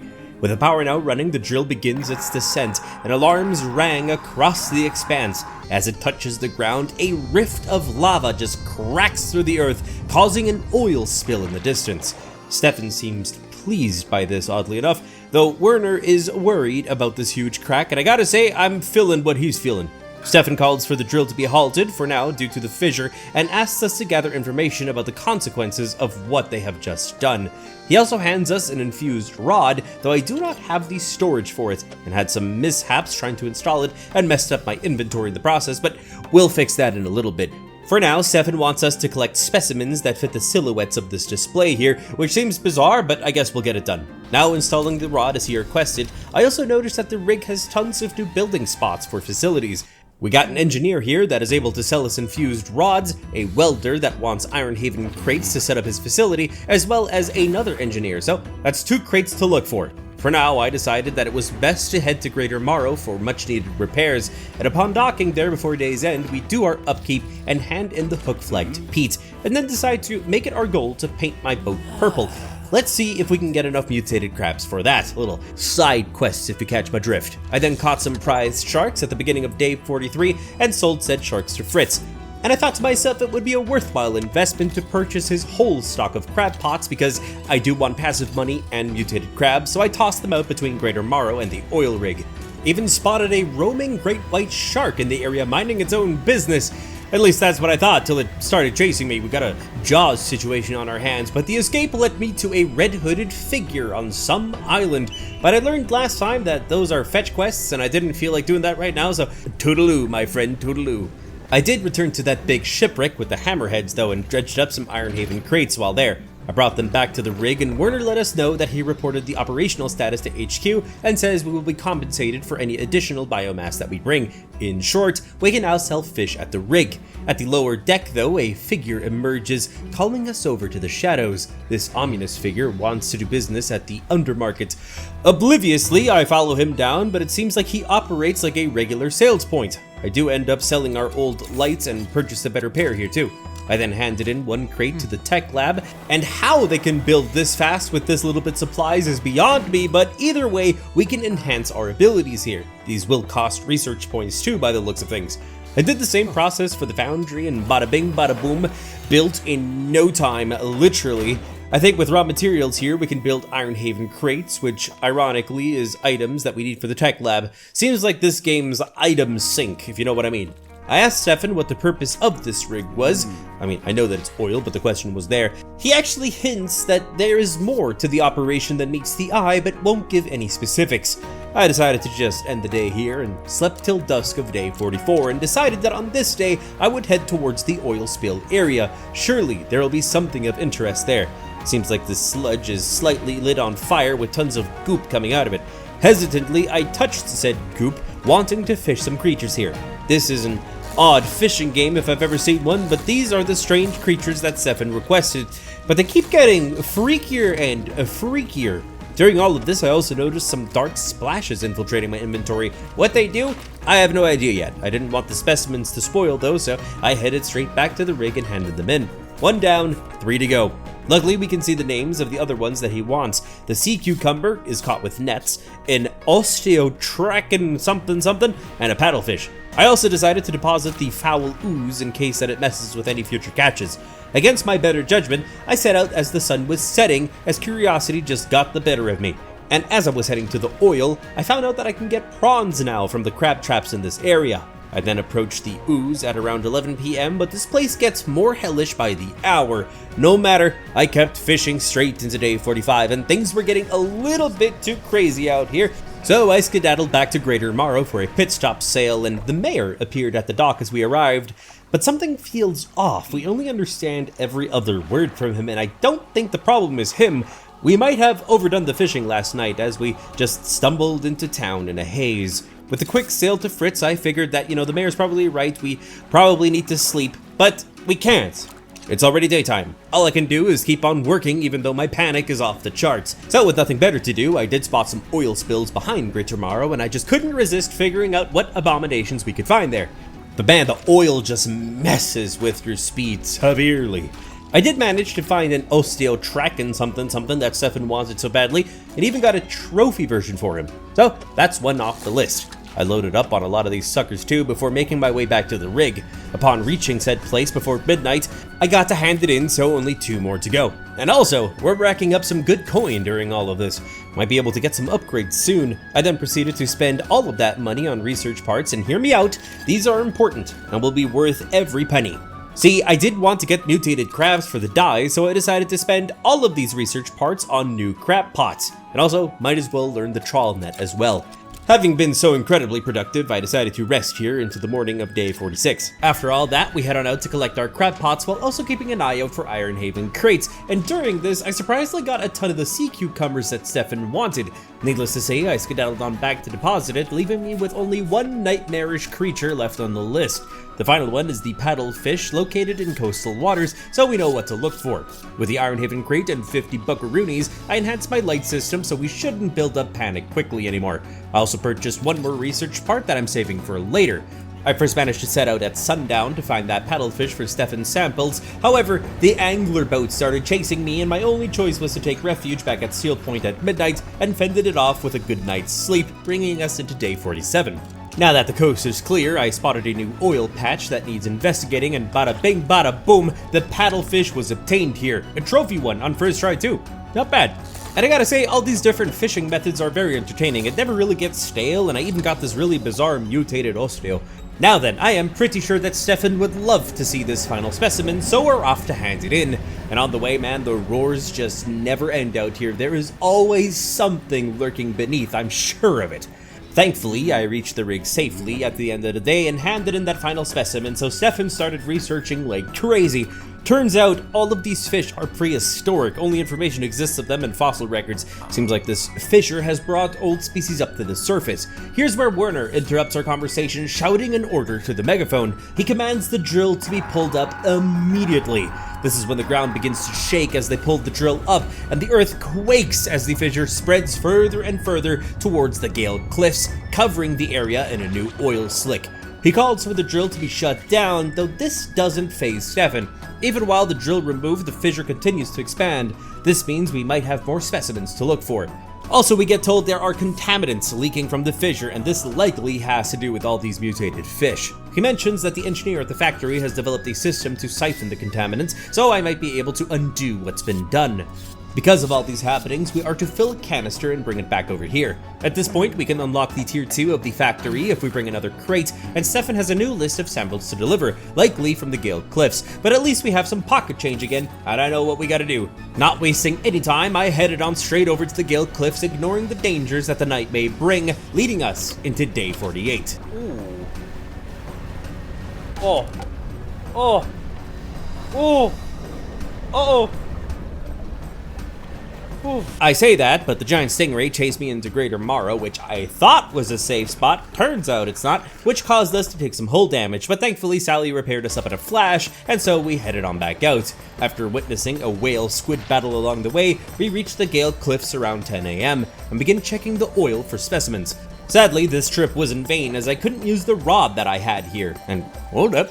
Wait a minute, that's a freaking eyeball going across the oil. I'm definitely seeing things at this point. For now, what I could do was purchase a large crab pot from Tina, chuck them into the oil spill, and checked out some nearby oil slicks, managing to find one of the odd fishes that Stefan wanted in his new batch.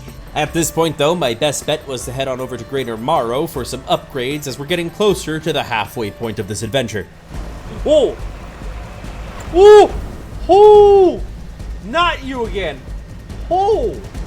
That guy came at me like a torpedo! As I was fishing on day 49, I noticed a strange stench coming from my cargo as some of my catches seemed to be having infected by something. I didn't think much of it and just headed on over to Greater Marrow to do my upkeep as usual, although accidentally sold all of my fish in this process, which includes the stuff that I wanted to hand in to Stefan. So I just slept till morning and headed towards the rig for the new rod to progress while collecting my crab pots until the monstrous stingray tried chasing me yet again. Thankfully, this beast is more of a nuisance than it is a threat. So once I snatched up some more crates, I then headed on over to the rig to see what new goodies I could obtain. I'm aware that I also need to buy the infused winch, however, I need a dark canister first. No idea how to get that, but we'll figure it out. My gut tells me we need to get more Ironhaven crates to see if we can unlock it at the factory though. As I was trying to figure out how exactly to progress efficiently, I somehow ended up in a whole new jungle-looking area.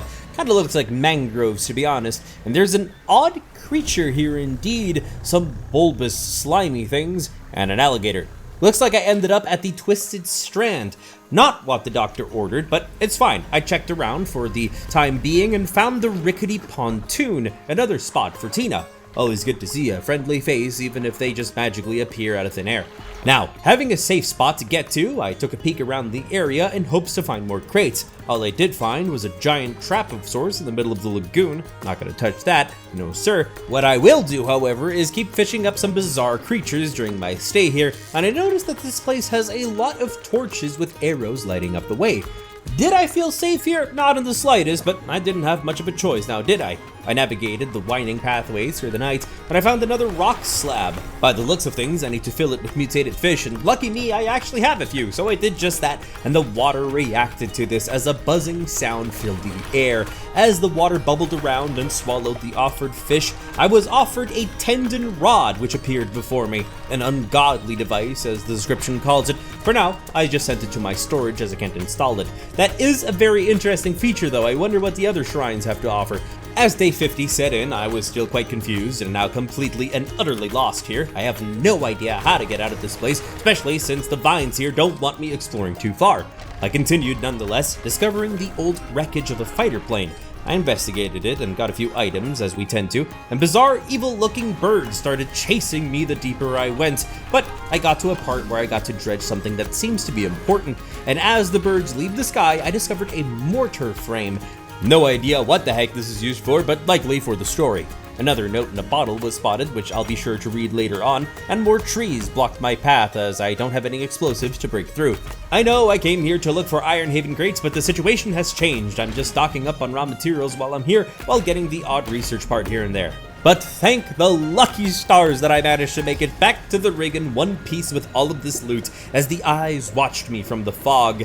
I arrived at midnight, entering into day 51. I start 51 by storing some items away, and while I'm here, since I have some cloth in my inventory, I'm able to head on over to the foundry, make myself an Ironhaven crate, and use that crate at the factory to unlock the tier 2 section, expanding the location greatly with its very own crane.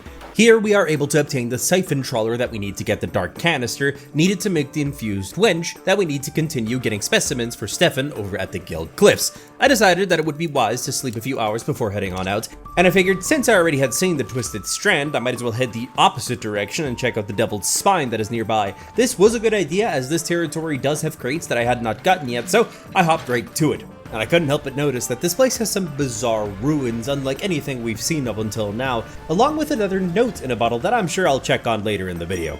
I could also see some off-looking fish and some lights patrolling the distant ruins, so choosing not to get jiggy with all that, I felt like I'm better off harvesting the fabric here to make my own crates back at the rig. I also noted plenty of geyser and lava lines through the water, as well as a dock at an ominous-looking temple where we find a man. He is clinging to the docks for his dear life and seems to be a religious man who thinks that I am his new disciple.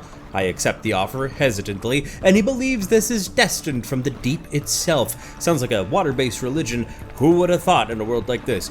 And by the sounds of things, we seem to be the answer to his prayers. He mentions there is a purification ceremony to come, and that we are to be his replacement.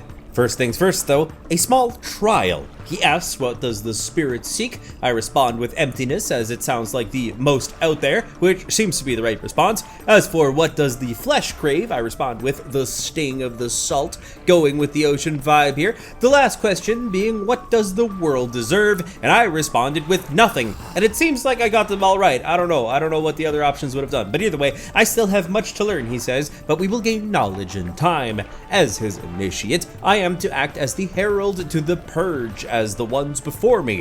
What this all means, again, I have absolutely no idea. Either way, he mentions nearby spires with eternal fire, yet the 3 idols behind him sit barren and void. We need to get the 3 fathomless flames from these locations in order to bring them back and to light the idols here. I then had a look around the stone columns, which seems to have hints of some ominous beast, something about being blind but can hear her children, who is to be avoided at all costs, along with the ravenous children alone that they are nothing, but together can summon her. I have no idea who they're referring to. Either way, I continued my efforts at dredging up raw materials for the remainder of the day, going straight into day 52. As I was about to dock this day, I did spot a ghastly pirate ship in the distance. Seems like the angler ship has got some backup. As I seeked refuge at the dock, I deposited all of the loot that I've gotten up until this point, and simply continued till this place was licked clean. Under a vibrant orange morning sky, I dodged and weaved past tornadoes and managed to loot a note in a bottle marked in simple question marks, and parked at another Tina's merchant shop.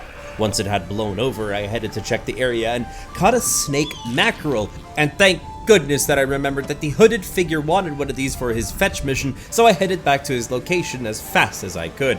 After searching for him for a little bit, as I got a little bit lost, I did eventually come across him and handed this fish on over. As this being devoured the heart of the snake mackerel, it tilted its head to us, handing us a book like a reward. That right there is a mission success, and with that, this new book is set to be read. From there, we headed on over to Great Marrow and performed our upkeep there as usual. As an added bonus to my time here, I uninstalled the hydraulic rod, shifting the infused rod to the right side of the hot tub, and then got back a basic trawl net installed on the left, leading us into day 53. With some deposits to Sally, I ended up using the majority of my items to unlock a new engine slot, and you already know that I want to pop in a new jet drive into this, so I grabbed as many trinkets as I had on me and got them sold to Tim the trader for some quick cash. I caught some quick stingrays too, landing a mutated one as well, making Fritz a very happy man, and likewise our wallet. With that money, the new jet drive is installed and continues the hot tub's improvements by adding 2 more rod slots to our cargo as well. And all these upgrades just had me so happy, like the speed difference is so noticeable.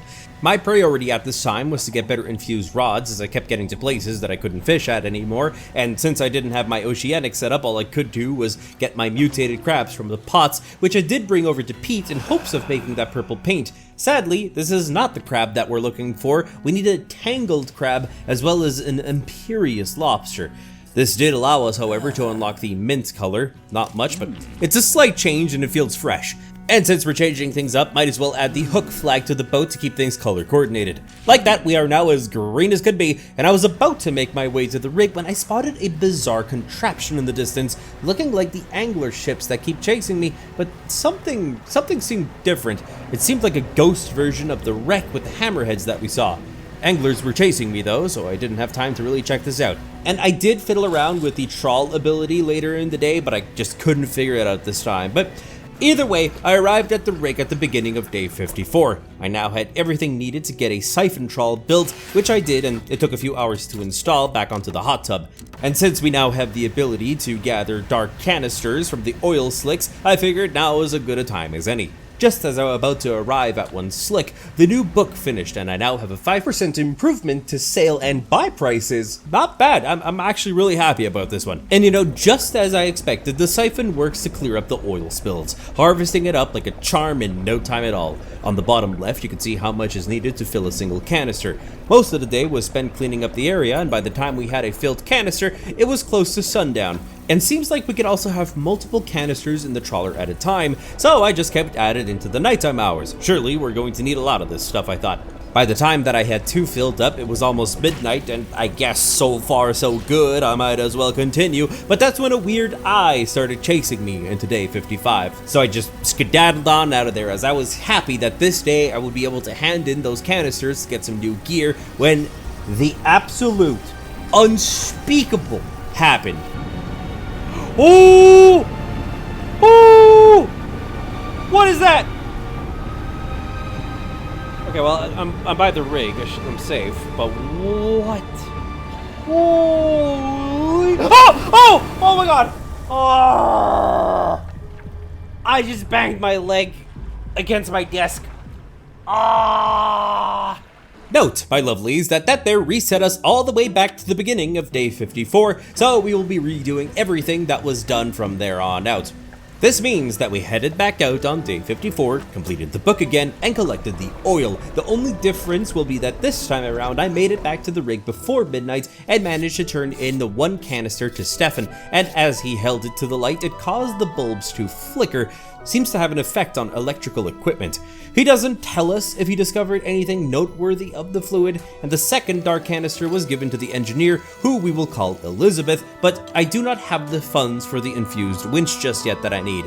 With all that progress under my belt, I slept back into day 55 and got straight to fishing to get those needed funds. I landed armored sea robins, never saw those before, and continued my venture to see just how much I could get fished this day.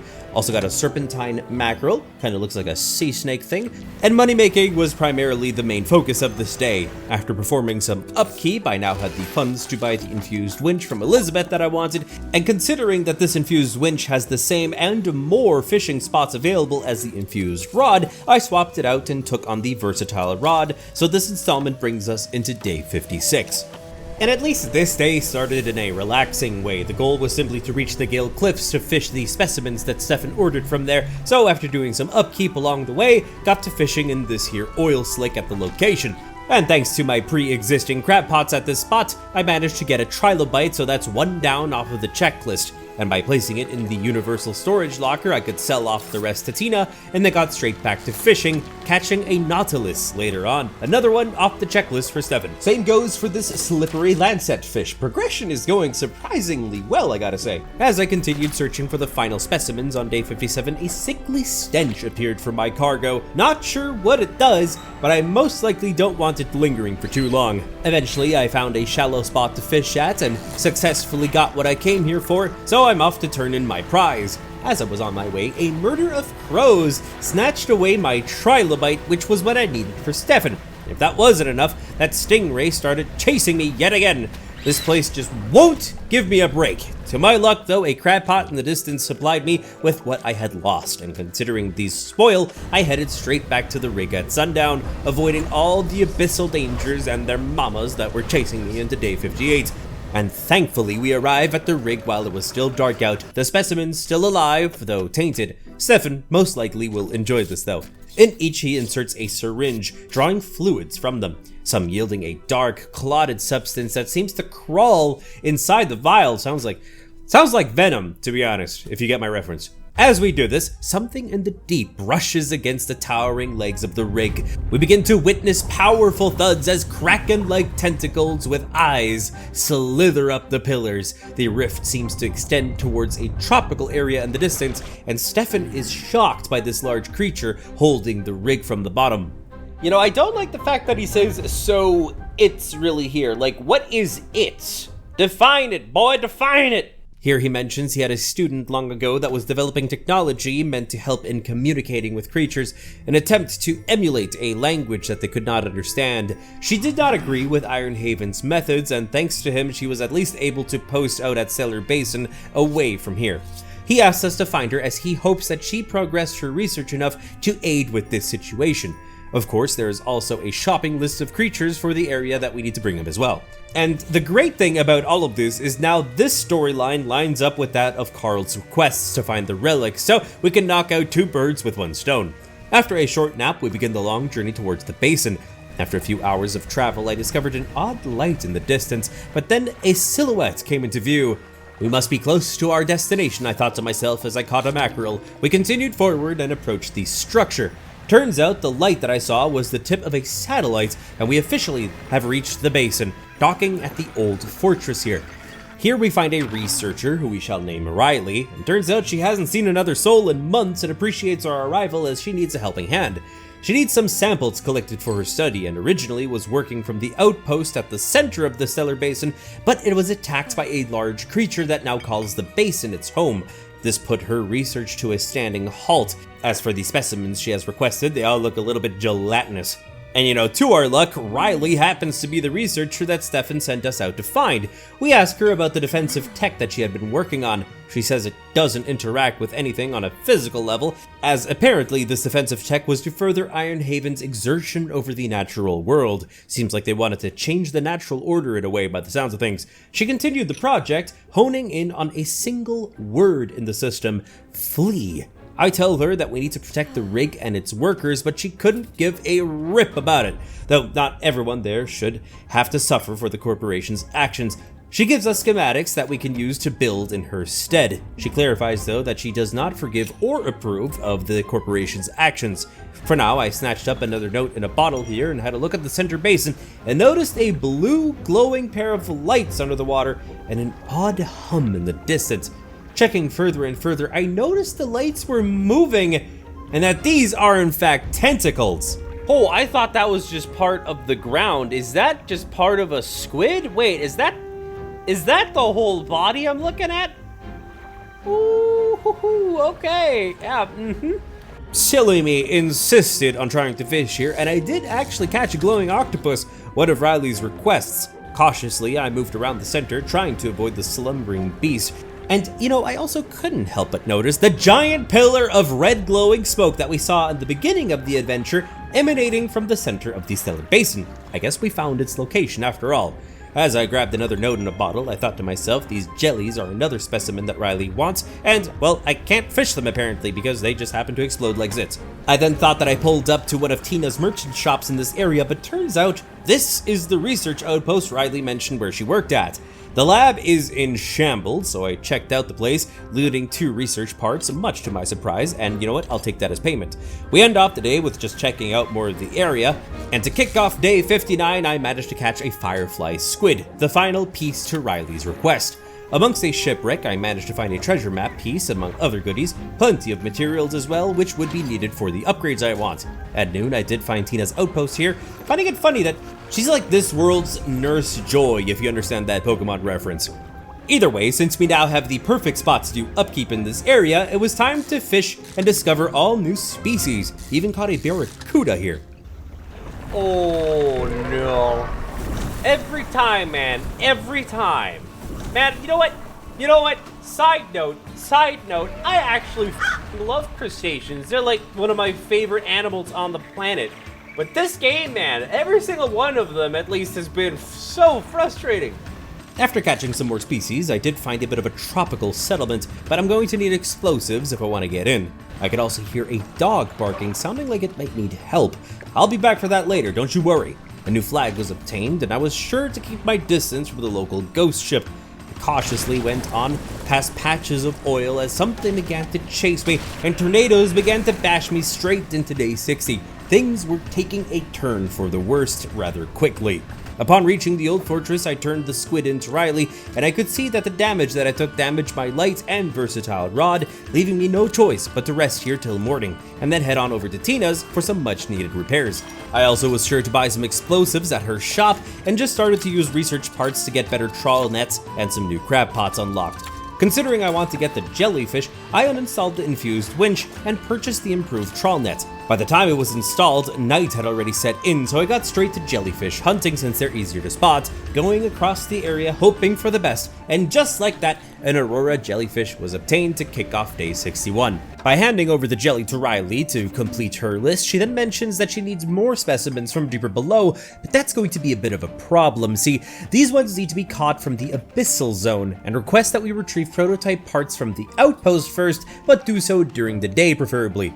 Having a solid goal in mind now, I proceeded towards the resort-like area, blew my way on through, and there we managed to dredge up some refined metal. Always nice to find these. I was also trying to find that dog that I could hear, but no luck, as all I found were supplies here.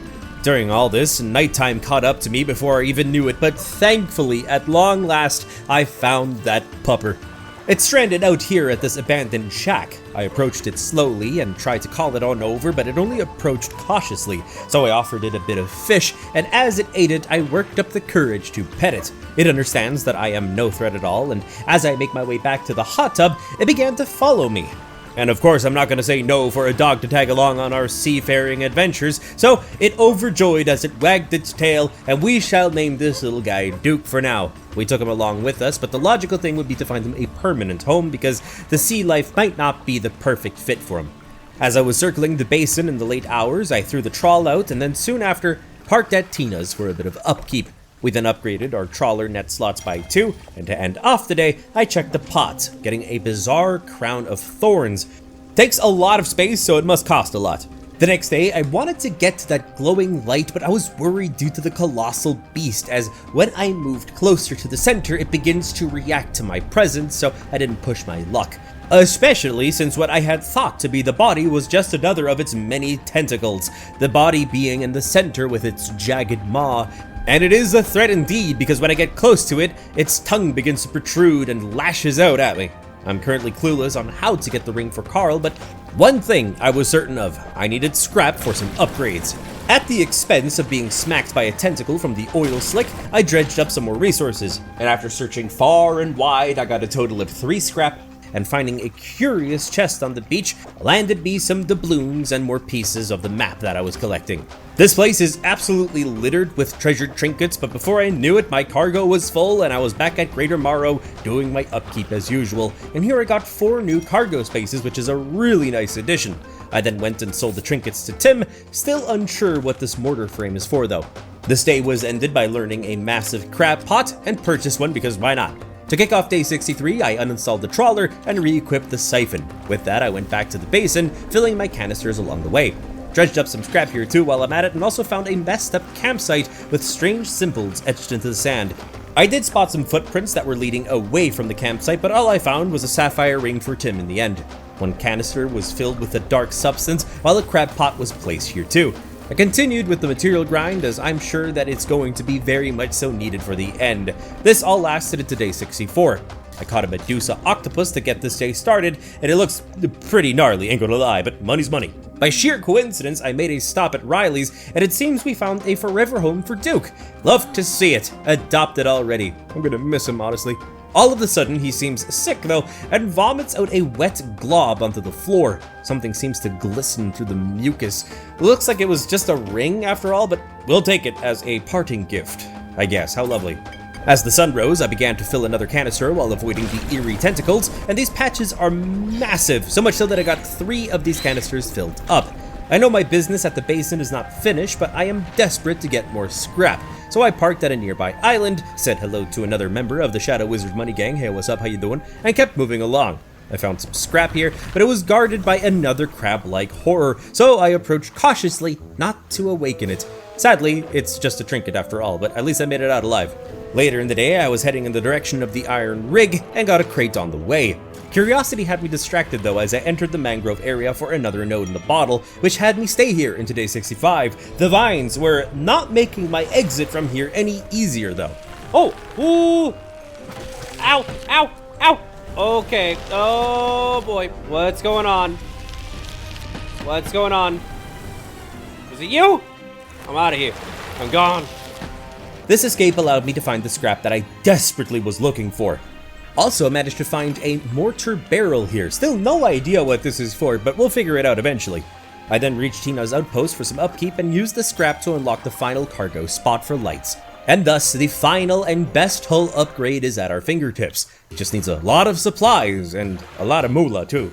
Considering all we have gathered so far, we are not far from this goal though. Now, on our way back to our friends at the rig, I snatched up more crates and docked just before the day's end. I met with Werner and spoke to him about the defense system and the heavy rain, and luckily, by sheer coincidence, I have all that's needed for the defense system. I was going to use this for new rods, but this works. This is probably more important. At the top of the tower, a satellite dish was placed, and with that, the defenses were prepped and turned on. A sound begins to emanate deep into the depths, and that does the trick for the tentacles to retreat back to from where they once came. Stefan is pleased by this, but reminds me about the samples he had requested, and then continues to mutter to himself. I don't know if he's doing too well, honestly. Like, what we just did was pretty sick, and he's kind of more focused on some fish. I don't know. As for upgrades, I knew that the next piece that I should get unlocked is the infused hoist for Abyssal and Hadal fishing, but I still need the fathomless winch for that, which I have no access to yet. Not sure what I'm supposed to do to progress, so for now I removed the siphon and reinstalled the infused winch. I'm guessing I'll need to use this still, at least my gut said so, and this installation brings us into day 66. Before leaving here though, I did expand the Tech Lab's functions by allowing a new section to be constructed, fully completing it. Here I can buy interesting upgrades for the dredge or motors, for example. I do the same for the foundry, finishing its construction fully. We are now able to get primary materials by bringing back Ironhaven crates, which is actually exactly what I wanted, so this is phenomenal. Here is where I read a bit more into the sign of ruin in our inventory. I think with it in our inventory we have a better chance at getting mutated fish, so I gave it a shot. It might mean more money in the process too. I slept till sunrise and then decided to head back to the Stellar Basin, as long as a trip as it may be. On the way though, as luck would have it, I managed to scoop up more crates, a total of 3 to be exact. I also found an off little boat among some islands. I pulled up to it, and although it seemed to be manned, no one appeared to greet me, so I called out to it. Through the small window, frantic eyes peer out at me, frightened. This individual is a courier and asks who I am, so I answered honestly that I am a fisherman. This person is not alright in the slightest, needing to deliver a package to Little Marrow, but is being stalked by something. A huge leviathan, he says, is chasing him, and he is not moving forward a bit. Trying to be polite, I did offer to bring the package over there for him, and it is an awfully suspicious package yet again. Dark fluid oozes from its sides, but you know what? I'm not going to ask any questions. I'm just going to do my part. Also, very important detail, you can hear faint whispers coming from the box. Sounds like the whispers that Fritz was hearing. But either way, we are to take it to the dock worker at Little Marrow. He hands us a book as well for our troubles, so of course we begin to read it immediately. With another Ironhaven crate fished up, I make my way on over to hand over the package. Interestingly though, this is the second time the dock worker has received a leaky package. I handed it over, and as he listens to the box, he seems satisfied. Things are getting weirder and weirder by the day.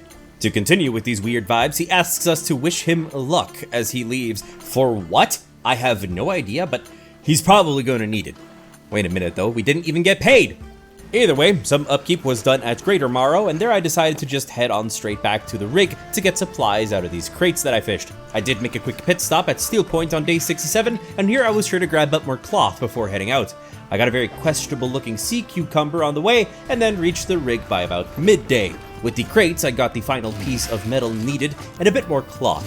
Now this is perfect. I do now have all the supplies needed for the final hull upgrade, but not the money, sadly. So it's time to go on a money grind. I got a massive sunfish in this process, and then caught some tuna later on, including a mutated one in the evening.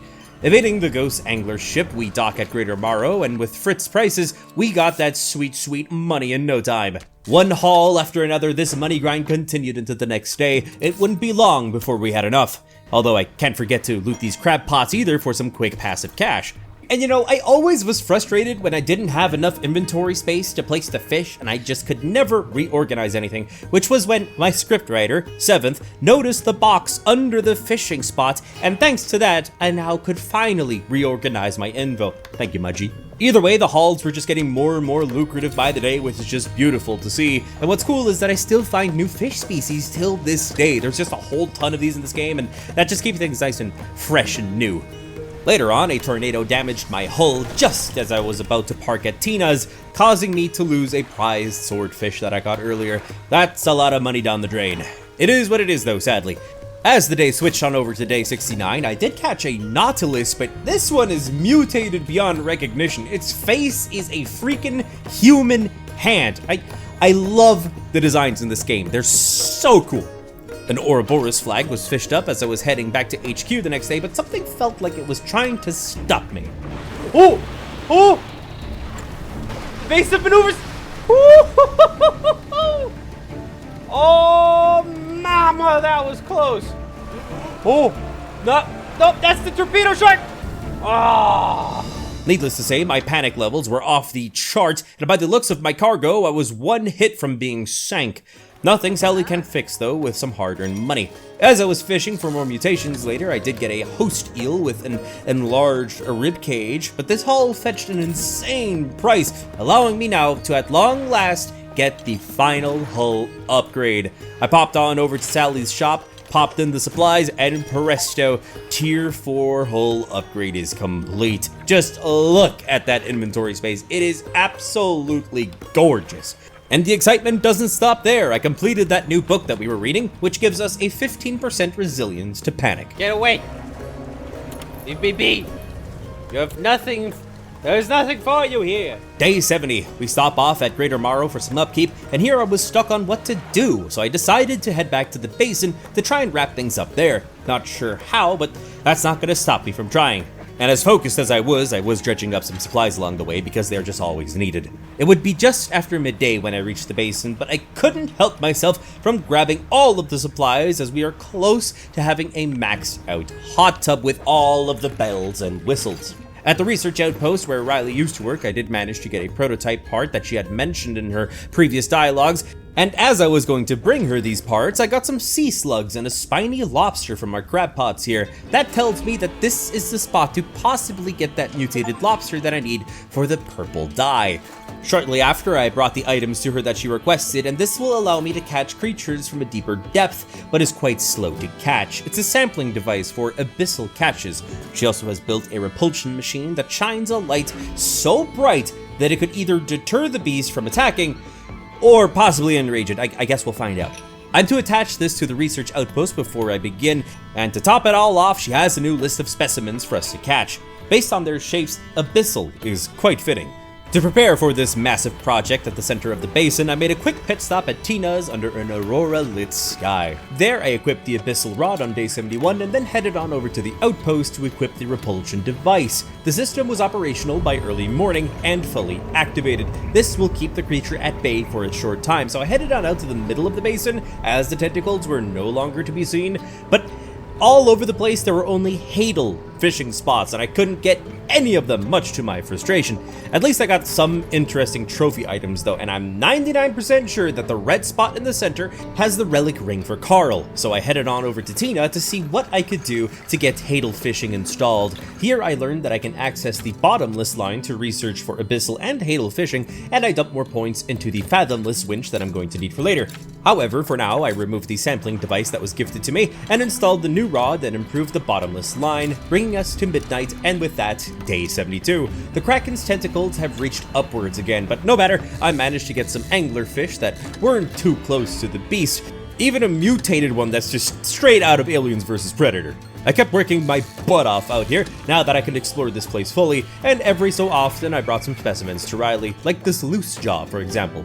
Activating the repulsion machine again at noon, I was given another go. And just like that, bada bing, bada boom, the jewel-encrusted band is ours, and Carl surely will be incredibly pleased. I hope he's still alive. It's been a while since we've talked. A giant amphipod was also caught here, as well as a very bizarre gulper eel. This is great, as with these, the amphipod was handed over to Riley, and the eel's location was given to Tina. That gave us 2 research points, which is amazing. And considering the final fish that Riley wants is called a snailfish, I quickly moved to the Kraken pit, tossed the 3 crab pots on over, hoping they'll catch some over time. Then by fishing anglerfish into day 73, I knew what I had to do. My objective was clear. I got straight to upkeep at Fritz's on this day and bought a massive crab pot. I then headed right on over to Carl with the great news of our discovery. I handed him over the band and his eyes widened in amazement. He says the value of this ring transcends material wealth, and as a reward, he whips out his book, opening it up, and the magic causes our head to be all messed up, but just like that, we are gifted a new ability. Next up, though, is the Twisted Strands, he says. This new ability is called Banish, by the way. With this, we can dispel any nasties that we approach. I wouldn't count on it every time, but I do feel reassured that we have this now. Collecting my nearby crab pots, I then headed back to a bit more of upkeep at HQ when the lighthouse keeper approached me at the dock. This person asked if we found what we were looking for by now, considering all of our traveling. Ma'am, I don't know what you want me to tell you. I came here to fish, and that's precisely what I'm doing. And they recoil from our flagrant lie. Why this is a lie? I don't know. We did come here for that job. Why do you mistrust me so? Oh, I don't know. Maybe because you're stalking me and That might be, a big key to that. They returned to the lighthouse, and I simply continued on my upkeep. With the crab pots repaired, I made my way to the basin, hoping for the ones there to be filled. And I just could not resist landing some swordfish catches. Although, admittedly, that did cause me to get sidetracked, and in the process, I did damage my hull just a wee bit. So it was back to HQ for me for another upkeep session, and with that completed, I was off to the basin on day 74. Although, again, a little bit sidetracked, I went to a reliable scrap spot at Steel Point, having me so incredibly stoked. There's still a couple upgrades that I want. I immediately then went back to Sally's and got the upgrade that I desired for the final expansion for 2 more engine slots. And you already know jet drives are getting slotted in these immediately, and only 1 more is to go. I was so excited about that upgrade that I almost forgot to upgrade a few last spaces for more rods, maxing out my rod capabilities. We're going to be so incredibly fast that it's gonna be ridiculous. Tim here was also reaping the rewards of our hard labor by stocking up on more trinkets, yes indeed. And unable to avoid it any longer, I began to head back to the basin late at night for Stefan's order. The lengthy sea voyage took us into day 75 and activated the repulsion machine there. So I got to check my pots in the pit to see what they caught, and I finished researching the fathomless winch. Available now in stores near you.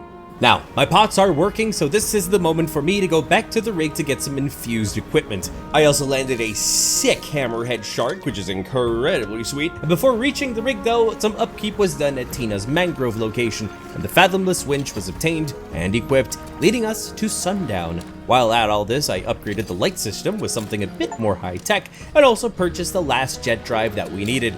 Like that, everybody, we have an insane amount of light and speed like no other. Upon reaching the rig in the early hours of day 76, I headed on over to Elizabeth, where I got the infused hoist made and installed. And I already knew the next spot Carl wanted us to go would be the mangrove area, so I began the process to obtain the infused rod for that section. After that, I made the long trip back to the basin with the objective of getting the last fish that Stefan wanted for his specimen collection.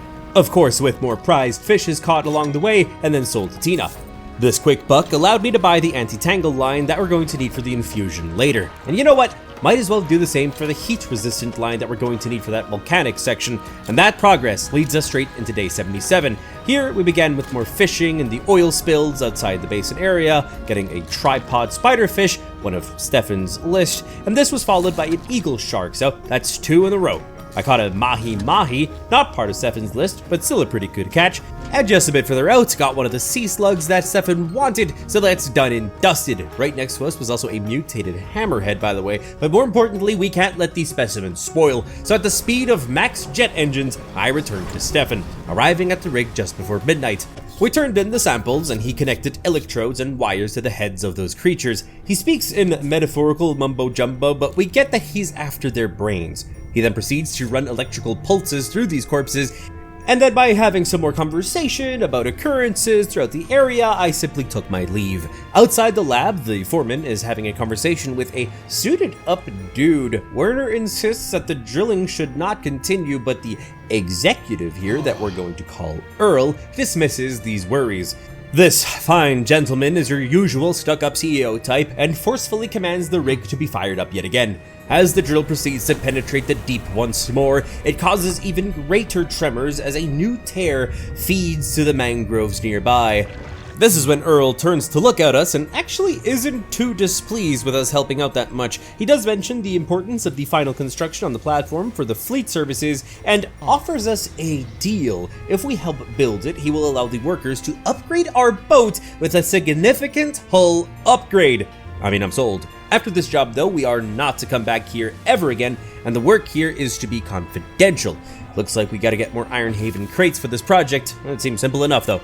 Upon speaking with Stefan, he worriedly stares at a map that has the tears marked in red, and yes, he now wishes for us to get specimens from the Twisted Strand, so an infused anti-tangle line will be required.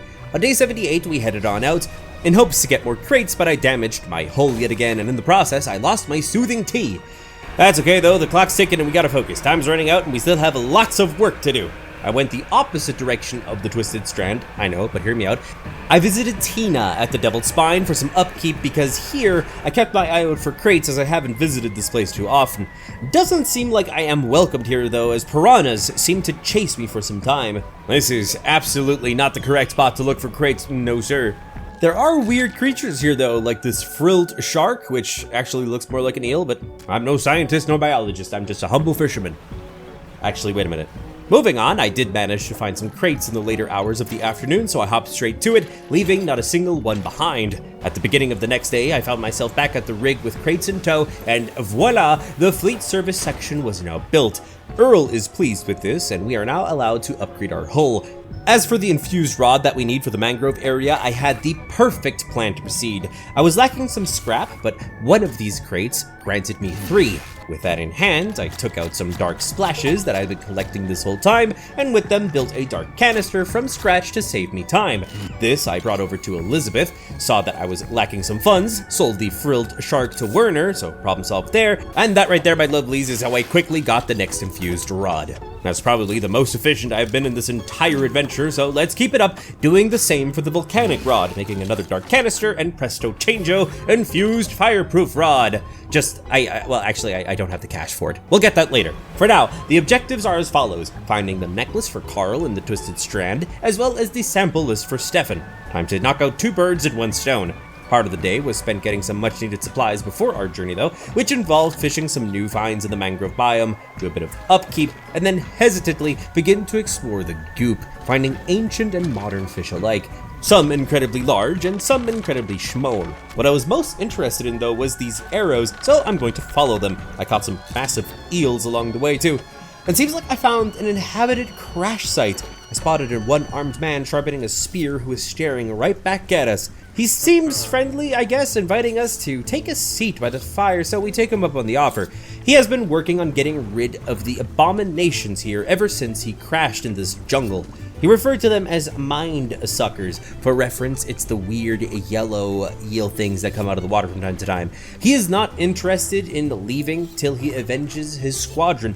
And you know, all of the crash-landed planes start to make a whole lot of sense. And you know what? I'll lend him a hand to avenge his comrades. So this is the guy that wants the mortar. The mortar is to bombard things. You know what? Finally, you know what? I think I got all that you need, my boy. He mentioned he was collecting his friend's dog tags. Not gonna mention that I actually might have sold multiple of them. Oh, whoopsie daisies. Moving on, I was lucky to be able to access my storage from here, went to the airman, who we will call Alex, and handed them over. As he assembles the mortar, we are to work on the next phase of the plan. Here is where he mentions the traps in the lagoons that we were wondering about. Turns out he made them to trap the mine suckers. All we gotta do is lure them to the traps and he will take care of the rest with the mortar. As for luring them though, we are going to need to make special bait. Luckily, these can be made with a combination of the local fish, so shouldn't be too complicated as I have a head start already.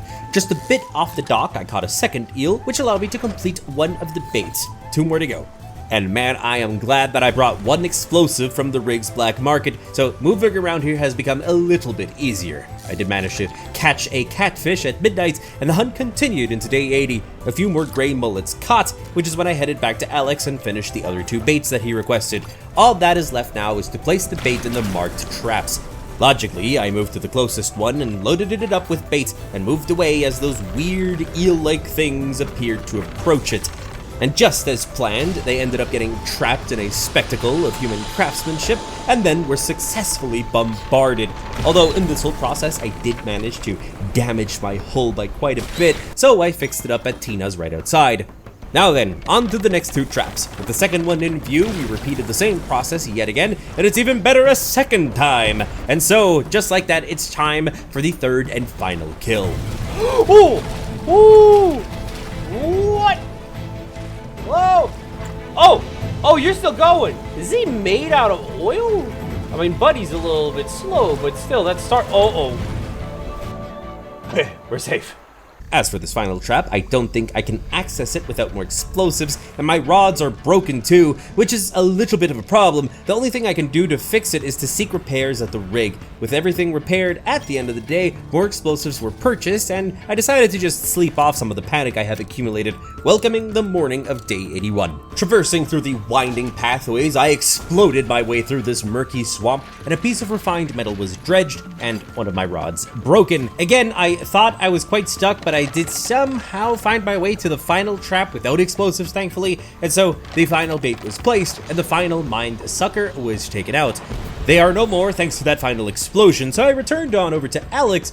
It turns out I didn't read the fine print. Apparently, I had to bring back proof that the mine suckers were dead. So, oh well, time to back up the hot tub and, damage my hull in the process yet again. But stopping at Tina's for repairs never fails, and luckily, I am starting to memorize this maze by now. It was first on day 82 where I got the final piece of proof of the kills from the traps. Might as well start fishing the samples for Stefan while I'm at it here too. I handed over the corpses later on to Alex, and he is satisfied with the results. One of the corpses he opens with his knife, revealing a glint of metal. Lo and behold, it's the necklace that we've been looking for Carl. That's kind of perfect, so we are ever so much closer to completing our goals. But as for Alex, he's kind of grown accustomed to living here and doesn't feel like leaving after all. He'll stay behind as this is his home now, but offers to make bait for us when we please. I then skedaddled back to the rig to hand in the 2 specimens that I had in the afternoon hours, and from the 2 remaining, one will need a crab pot to be caught, but I did not have mine on me at the time, so after some upkeep, I decided it's best to get my pots from the basin. On the way there, I will bring the necklace to Carl while snatching up crates left and right. Upon reaching Carl's in the early morning of day 83 at about 2 a.m., I brought him the necklace and he is wide awake and recognizes the piece immediately. He is very excited to add it to his collection. Flicking open his book, he reads an incantation, which makes us feel incredibly weak, but just like that, we unlock the skill Atrophy. Only one relic remains, located in the abysmal devil's spine. I briefly asked him if he is indeed human, to which he says yes. You know what, I don't know what I expected, but it wasn't that response. After that embarrassing question, I took my leave, heading straight to the basin to get my crab pots. I began to collect my lobsters, but sadly, the mutated hammerhead shark spot that I saw is no longer highlighted, but at least upon shooing away the kraken from the spot and being able to collect all my crab pots, the money, the dough, started to roll in rather quickly. This is becoming quite lucrative indeed, but sadly, no mutations for the purple paint that I wanted. With that collection done, it was time to head back to the Twisted Strand to wrap up Stefan's order, arriving there at midnight. As for day 84, I was being chased by everything and its mother as I was placing down every single crab pot in my possession, which ended up getting the attention of the big old oil monster. Oh, oh no. I dispelled it just in time. Oh, did it work? No. Ooh, mama. That's what I'm talking about. Yeah, buddy. And Tina managed to save me yet again from certain death. We thank you kindly.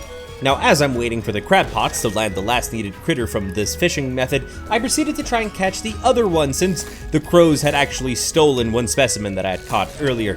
My sanity is so bad by now that I was getting chased by everything no matter what I did, so I returned back to the rig, traded in crates for raw materials to be used for my upgrades, and then made a quick buck off of this boreal shell that I caught. Likely my favorite fish that I've caught till now. It looks really sick.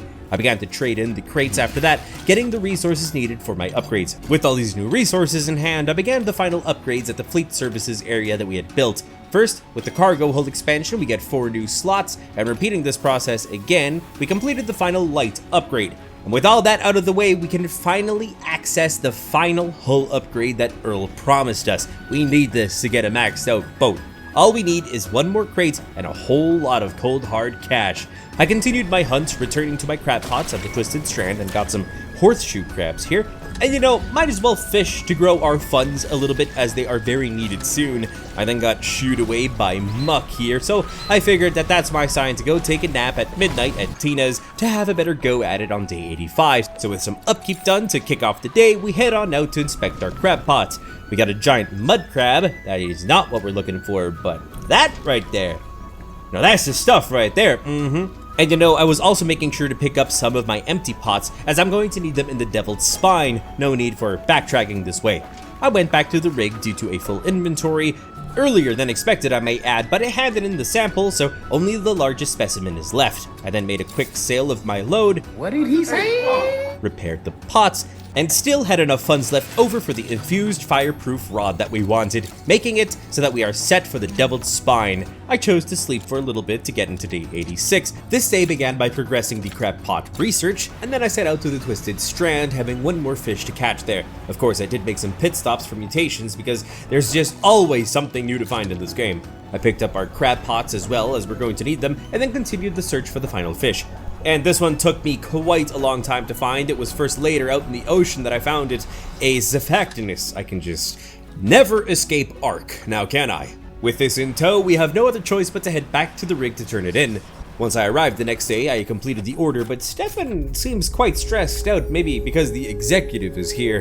And he also goes on about that he needs answers to these new creatures and their blood. He then places the specimens into a metal chamber and runs his experiments, as he mentions an elder that communicates in power. You know what? I really don't like the fact that Elder is written in the same color as all of the horrid abominations that we've come across. This is not good. I smell something horrible is going on. He inserts a needle into the device, withdrawing more dark fluid. Based on his reaction, the sample is not pure enough and needs more samples from deeper in the depths. What sort of eldritch horrors are we dealing with here?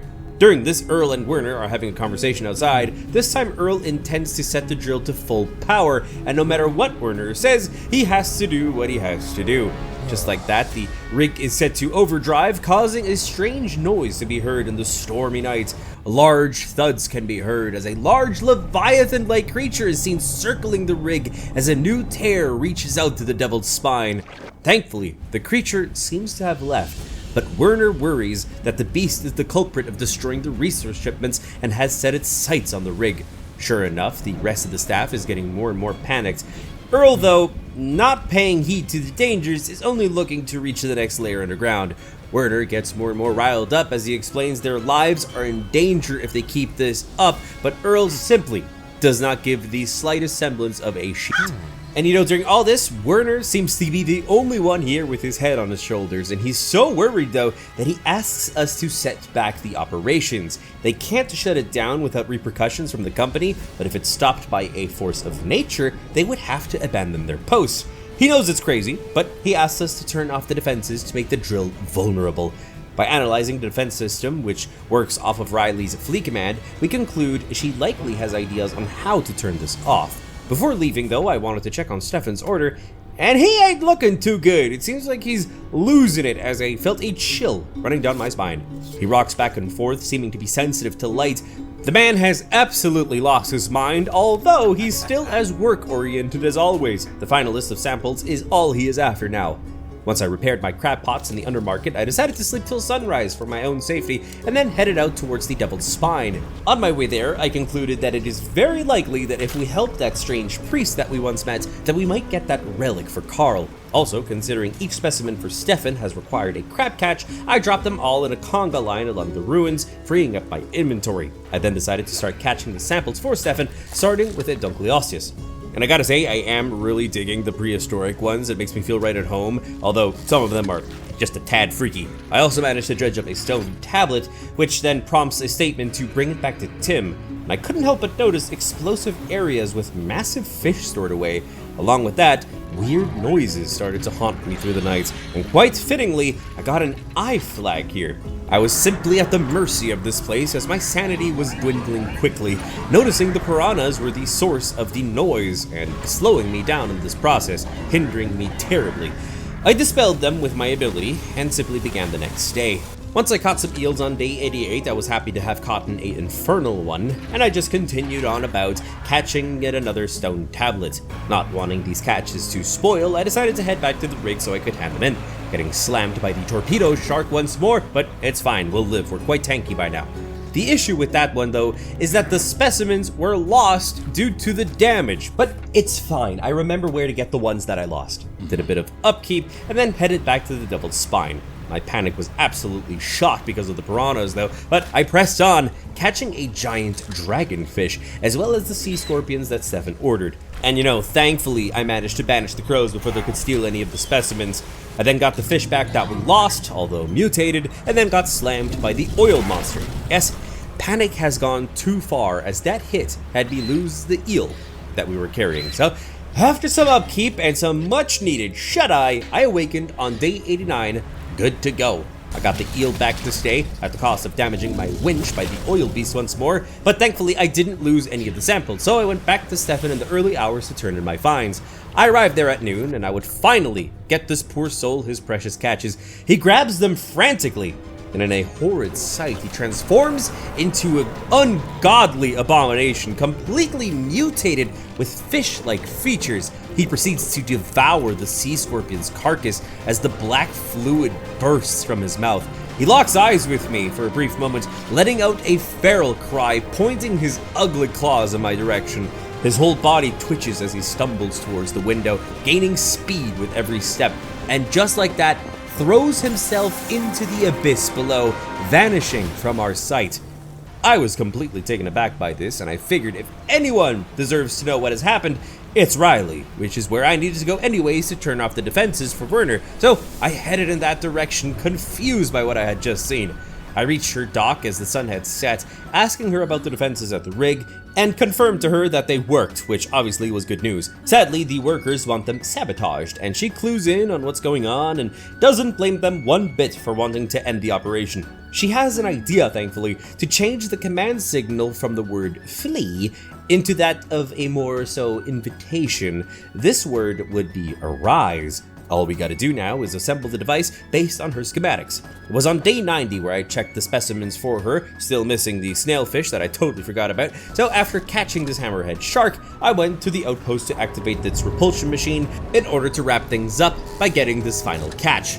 Presto, I got it along with some calcified versions. I then went to turn this in at dusk, to which she says that she has good and bad news. We asked for the bad news first, and it turns out all of the specimens have high counts of cellular mutation. The good news is that she's finding out what is causing the mutations in the ecosystem. It is the beast in the center of said basin, and it is incredibly harmful to life at a cellular level. For now, she hands me a book as a thank you, written by herself. Of course, I set it to read, and then made my trip to Greater Marrow, not only to sell there, but also grab crates. Not only this, but also catches, because I need funds for that final hull upgrade before we end this adventure. Fritz was indeed pleased by our visit, and I was then off once more to get some sailfish I had seen on the way. And that's what I wanted to do if it weren't for this darn stingray that keeps chasing me wherever I go. It eventually vanished into thin air, and that's when I had a brief moment to get this hooked sailfish mutation. It looks pretty gnarly, but I also got a trophy version. I gotta love that this is the catch of a lifetime for me. These 3 fish alone got me close to 800 buckaroonies, the biggest single sale in this entire adventure, I think. Stopping at Little Marrow after a little bit of more fishing, I turned the new eye flag in and installed it thanks to Pete. Repainted the hot tub red, which is how day 91 kicked off. Once that was all done, I went on over to Tim to show him the tablets, which he recognizes as pieces of a larger arrangement, and he himself has a similar piece already. He asked us to get the rest, and he believes that we are one short of the whole set at the moment.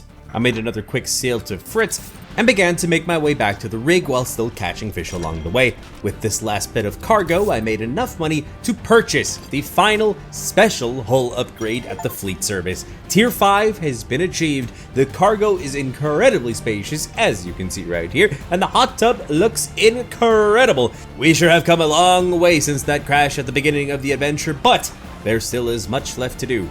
As for the defenses that we are to mess with, we can easily do this with the materials that we already have in our possession. Just a crate and a dark canister, which I managed to make easily here. And presto, we have unleashed chaos upon the rig. This new signal causes the tentacles to rise once more, shattering the pillars along with the drill. In an astonishing display, the Leviathan that once ate us is what saved the crew in the end. It bought everyone just enough time to escape in a helicopter. Thankfully, no one seems to have perished in the attack.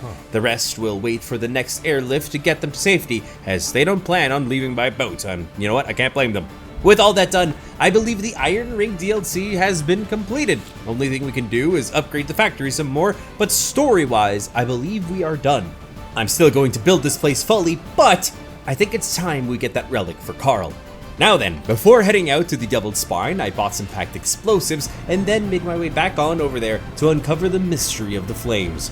More mutations were always welcome, and I gotta say, we have been getting more and more of them as time went by. I cautiously moved through the ruins to the first location of the flames. This one requires 2 mutated fish. I hesitantly put in the mutated shark that I actually wanted to sell, but it's fine, we can always get some more. Thankfully, we still have this dispel ability, as I saw a massive piranha through the fog. No way I'm going to be dealing with that, but also a new mackerel was caught at about 11 PM, and a second twisted shark going into day 92. This recent catch allowed me to complete the offering this day, and the shrine here cracked, revealing a stone talisman as well as a fathomless flame. Due to some damage I have received, I got to Tina's as fast as I could, did some upkeep, and then spotted the next altar next to her location, so it was easily accessible. This one requires 2 types of crabs. Say no more, I'm on the job. Luckily for me, I placed a ton of pots ahead of time, and lo and behold, a spider crab was caught, and shortly after, a squat lobster, the exact 2 required. And just like that, bada bing, bada boom, second flame obtained. Just 1 more to go. And yes, this explosive was very handy as it granted me access to one of the fishes that Tina wanted, a coelacanth.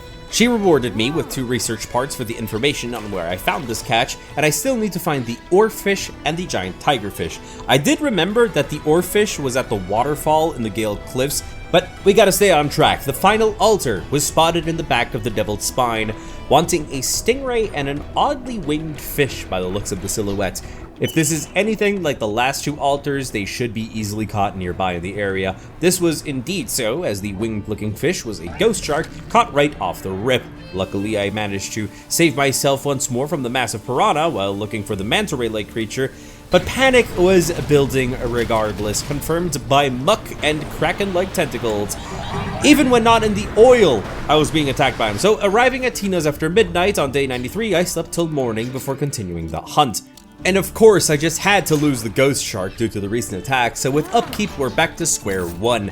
Turns out, the manta ray-like critter is a pale skate that I found. It was a little bit deeper into the ruins, but yes, with a new ghost shark fished up, I headed back to the shrine, damaged my ship once more, and there, thankfully, obtained the final flame. As the annoying piranhas were bothering me, I managed to finish the latest book, and it gives us 15% chance to not reduce fish stock at the location.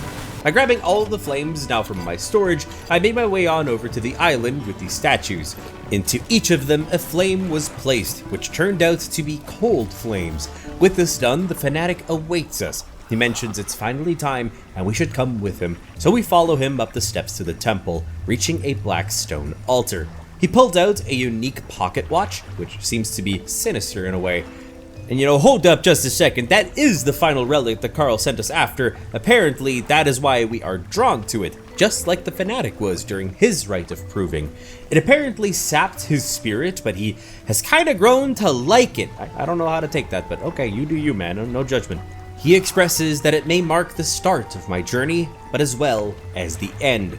Still holding the watch, he climbs atop a pyre that he made and raises a scroll, beginning to chant. You know what? I'm gonna let Buddy do what he's gotta do. I am not getting in the midst of this. As the pyre is lit, the air reacts around it as a cold blue flame rises from under him. This is when I realized he was burning himself alive. That's enough for me to try and make him stop, but his chanting just grew louder. And although the freezing flames consumed him, he does not seem to be in pain. Just like that, he was engulfed. No trace remained of the once here fanatic. In the ashes of the pyre, we obtained the final relic. It is cold and vibrates as the clock hand spins wildly. I decided I would rest the night here and not risk the biscuit, and so I would continue on day 94. To wrap things up at Double Spine, I collected most of my crab pots, and might as well spend the research points to unlock the final pot during all of this. And screw it, might as well spend even more on some engines, collected more of my pots, sold some stuff, including my worst pots, and then bought one of the new ones that I had unlocked. And just most of the day was revolving around upkeep, and I was thinking I could hand in the relic already, but I wanted to finish some loose ends that we have first. In this case, my first stop was at the Gale Cliffs. We reached them on day 95. I just had to know what the pirate ship did, and apparently, nothing. It disappeared into thin air. I was scared for nothing this whole time. Now, for the main reason that I'm here, I had to catch that oarfish. Thanks to the dispel skill, getting to the waterfall was no issue. And just like that, the oarfish was obtained in this little nook here. You already know I brought this sucker on over to Tina and turned in its location. Only one more to go, the Goliath tigerfish. Apparently they hunt in murky swamping waters, and that sounds like I'm off to the Twisted Strand, so passing by dangers, I made the very important trip. However, I still had hope of getting the purple dye, so I wanted to drop off my crab pots at the Basin, so I headed on over there, and I finally found the photographer in the middle of nowhere that we've been wanting to find this whole time. She is desperate to get a good picture, sighing and looking off to the west. She came from the Stellar Basin, crashing into some coral in the process, and she was being chased, so she was in a hurry and asked us to retrieve the lenses from her camera that was knocked overboard. As a prize, she will give us a camera.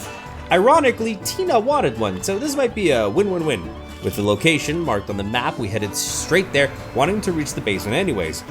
And you know, sure enough, some of her luggage was washed up on the coast. Her equipment was retrieved and then brought back straight away. Oh, after fishing up a crate, that is. Presto! Delivery was made, and this way we unlocked the camera ability. Having completed this side quest, I remembered there was that lady at Ingfell that wanted a conger eel, and I'm close by.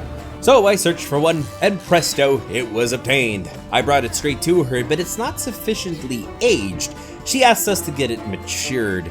Note, you can see the status of your catch in the description. So, by doing some upkeep at Tina's, I was sure to not go too far, as I didn't want it to spoil fully, so I just hung around the area at night to get this fish to rot. And considering day 96 kicked in, I could tell this was going to take forever, so I might as well go drop off my pots at the Basin while I'm waiting. I arrived there at sunrise, and sadly, my eel got infected, so I doubt I can hand this in to complete the side quest in time, so I just sold it off and decided to go check out the mangroves for that tigerfish for Tina. On my travels, though, I was sure to catch up on all those remaining notes that we found in the bottles, and to summarize, all the relics that we seem to be getting belong to Julie from that couple that we read about. The couple got engaged, their proposal was in the Stellar Basin, she loved the ring, everything was perfect. And then the man's mom died, and as inheritance, Julie got a pocket watch, hint hint.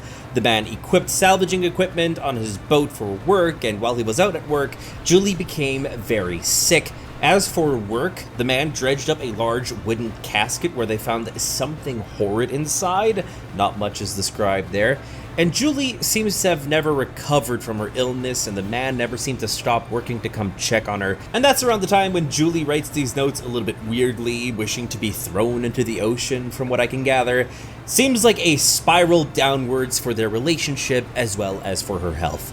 Now, arriving at the mangroves at sunset, I began the tigerfish hunt, and lo and behold, it is trapped behind a destructible pathway, pretty much just like all of the fishes that Tina wants to find. So I headed on over to her shop, purchased some TNT, and went to deliver freedom to this fish. Open sesame, and there we go, the final rare catch is ours. The good news was reported to Tina on 97, starting off the day on a good note. Her records were now complete. We have very few pursuits to complete from the ones that we have found till now, so let's just keep pushing with what we have. I gotta say though, I do love all of the fish designs. They're so catchy. I love it.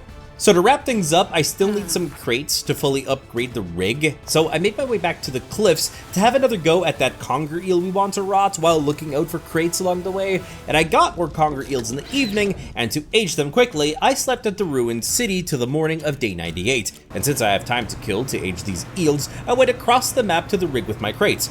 And at this point, I was probably passing the speed limit because I was going absolutely ham on that throttle there using the haste ability. I could just barely say hi to some whales in the distance. Upon my arrival in the afternoon, God, we are fast, I upgraded the factory to tier 3. This new tier allows for handy items to be made like repair kits and tea. And lastly, by using 2 final crates, I unlocked tier 4, completing the factory and thus the rig fully. And you know, I played this game pretty much completely blind, but there is one thing that I did Google, because right next to the rig, I parked at this here fishing spot and used the aberrant bait. With it selected, I began to fish, hoping to get the rarest catch of them all. Sadly, for me personally, it didn't happen. I read that you can actually catch the scientist in his fish form, but I had no luck. Please let me know if you managed to do so in the comments down below, or if I was doing something wrong. I would love to know. Now, for max efficiency, I knew I had to think things through on how to complete the remaining objectives in time, so I popped on over to the Devil's Spine to find that last tablet for Tim, and I managed to find a glowing fishing spot on day 99, but it was unreachable without explosives, so after a quick purchase at Tina's, I was ready to blow this place wide open, but I noticed that the eel was rotting quite fast, so I had to shift gears and prioritize the eel quest first, making my way to Ingfell in a hurry before it just disintegrates. I dodged the torpedo shark along the way with great skill, if I do say so myself though. As the clock was ticking, I reached my goal at about mid-morning, and there handed off an eel in perfect condition.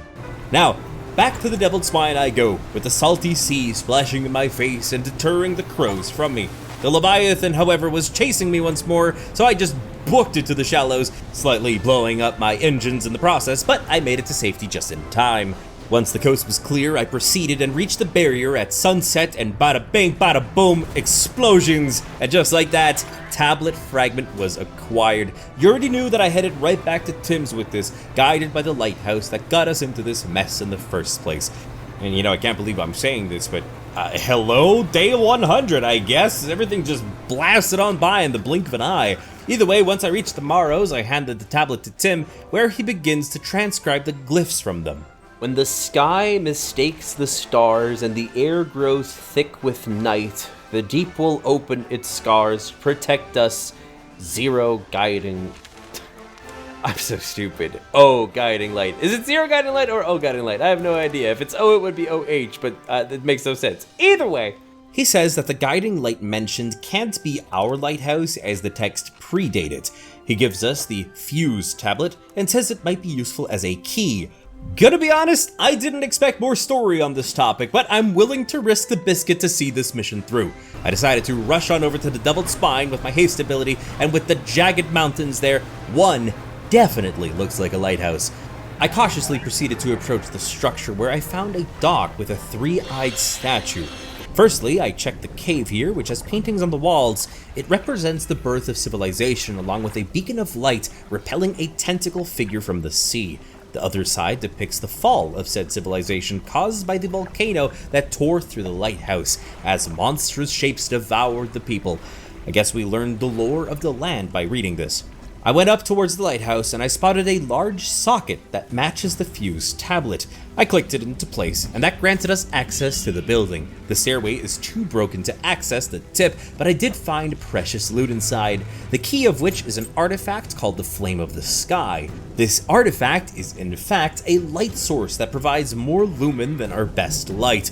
For the sake of completion, I got it installed, and that felt very rewarding. Now, the moment we have all been waiting for. With all these side quests complete, it's time to bring Carl the final relic. As I sail on over, I want to thank all of our lovely patrons and YouTube channel members for their lovely support. Your patronage is never required, but greatly appreciated to improve our videos. So, sincerely, thank you very much. With tornadoes chasing me, it was fitting that this was the end of this mysterious adventure. I popped out the pocket watch and made my way up the steps to the mansion, hearing the waves crashing against the jagged rocks. I paused before I reached him, but worked up the courage to meet him, and he immediately knows that we have said pocket watch.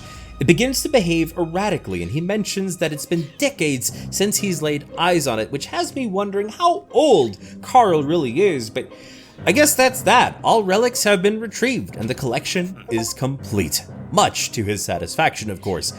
Only one thing remains, he says. I suspect you know by now. Know what, bro? Like, you constantly kept saying this is just for your collection. It's just like, what?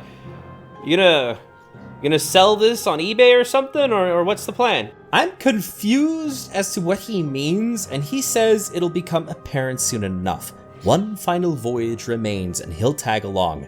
With nothing better to do, I accepted his request, of course, and a warning pops up saying that we are in the final phase and no saves will happen anymore from here on out, but we continue forward. Carl gathers the relics to take along and says we need to wait for the fog to thicken. He wants to see, unaware of our intentions, of which even I have no idea. We wait for the night to set in, and well, I guess we are on day 101. No way I could have known that, but either way, we are on a story railroad now, so it's fine. Our destination is the open expanse to the west, and with such important cargo in tow, he insists that we hurry. Time no longer seems to pass in this state, and in the distance, our destination is marked with a beacon of red light. I approached it with the utmost caution, and once close enough, spoke to Carl. This is where she was taken from us, and where we can at last bring her back. Who? Who was taken from us? The only thing taken from me was my boat at the start, and that's the mayor's fault. Only here, and only because of what we've achieved. Okay, so the relics are important to bring somebody. Get somebody, someone we lost. And why we? Like, what do we both have in common? He opens the book and begins to read aloud. To release a lost one frozen in time is when he throws the pocket watch overboard. And tethered by chains in the deep. Okay, so that's when he throws the necklace overboard. Bind them to this world once more. Okay, that's for the ring. Open the door to the starry heavens. Oh, he slots the key into the lock of the music box. Gotcha. And lay the weary world to rest. He throws the music box overboard, its key left unturned. Oh, there he goes.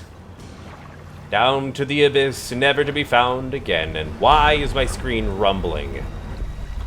Oh, there go the lights. Oh. Is that the body of a lady? Did we just commit a necromancy?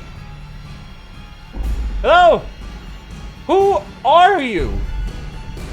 Oh my god, what is that in the back? Oh, the silence is deafening. I have goosebumps, to be honest. What is that? That is 2 eyes? Is that a giant... Is that Cthulhu? And that's where the story ends, my lovelies. Oh, I'm so confused. Who was that lady and what was that thing in the back? I need answers now. I need so many answers. Honestly, if anybody knows what that ending means, please let me know in the comments because I'm dying to know. Alright, well, just for clarification, after beating the story, you can continue the game as if nothing happened, and yes, I am still on day 100 now, so I guess it counts. As for my fish encyclopedia, honestly not too bad, missing out on a few here and there, sure, but at the top it says 32 out of 41.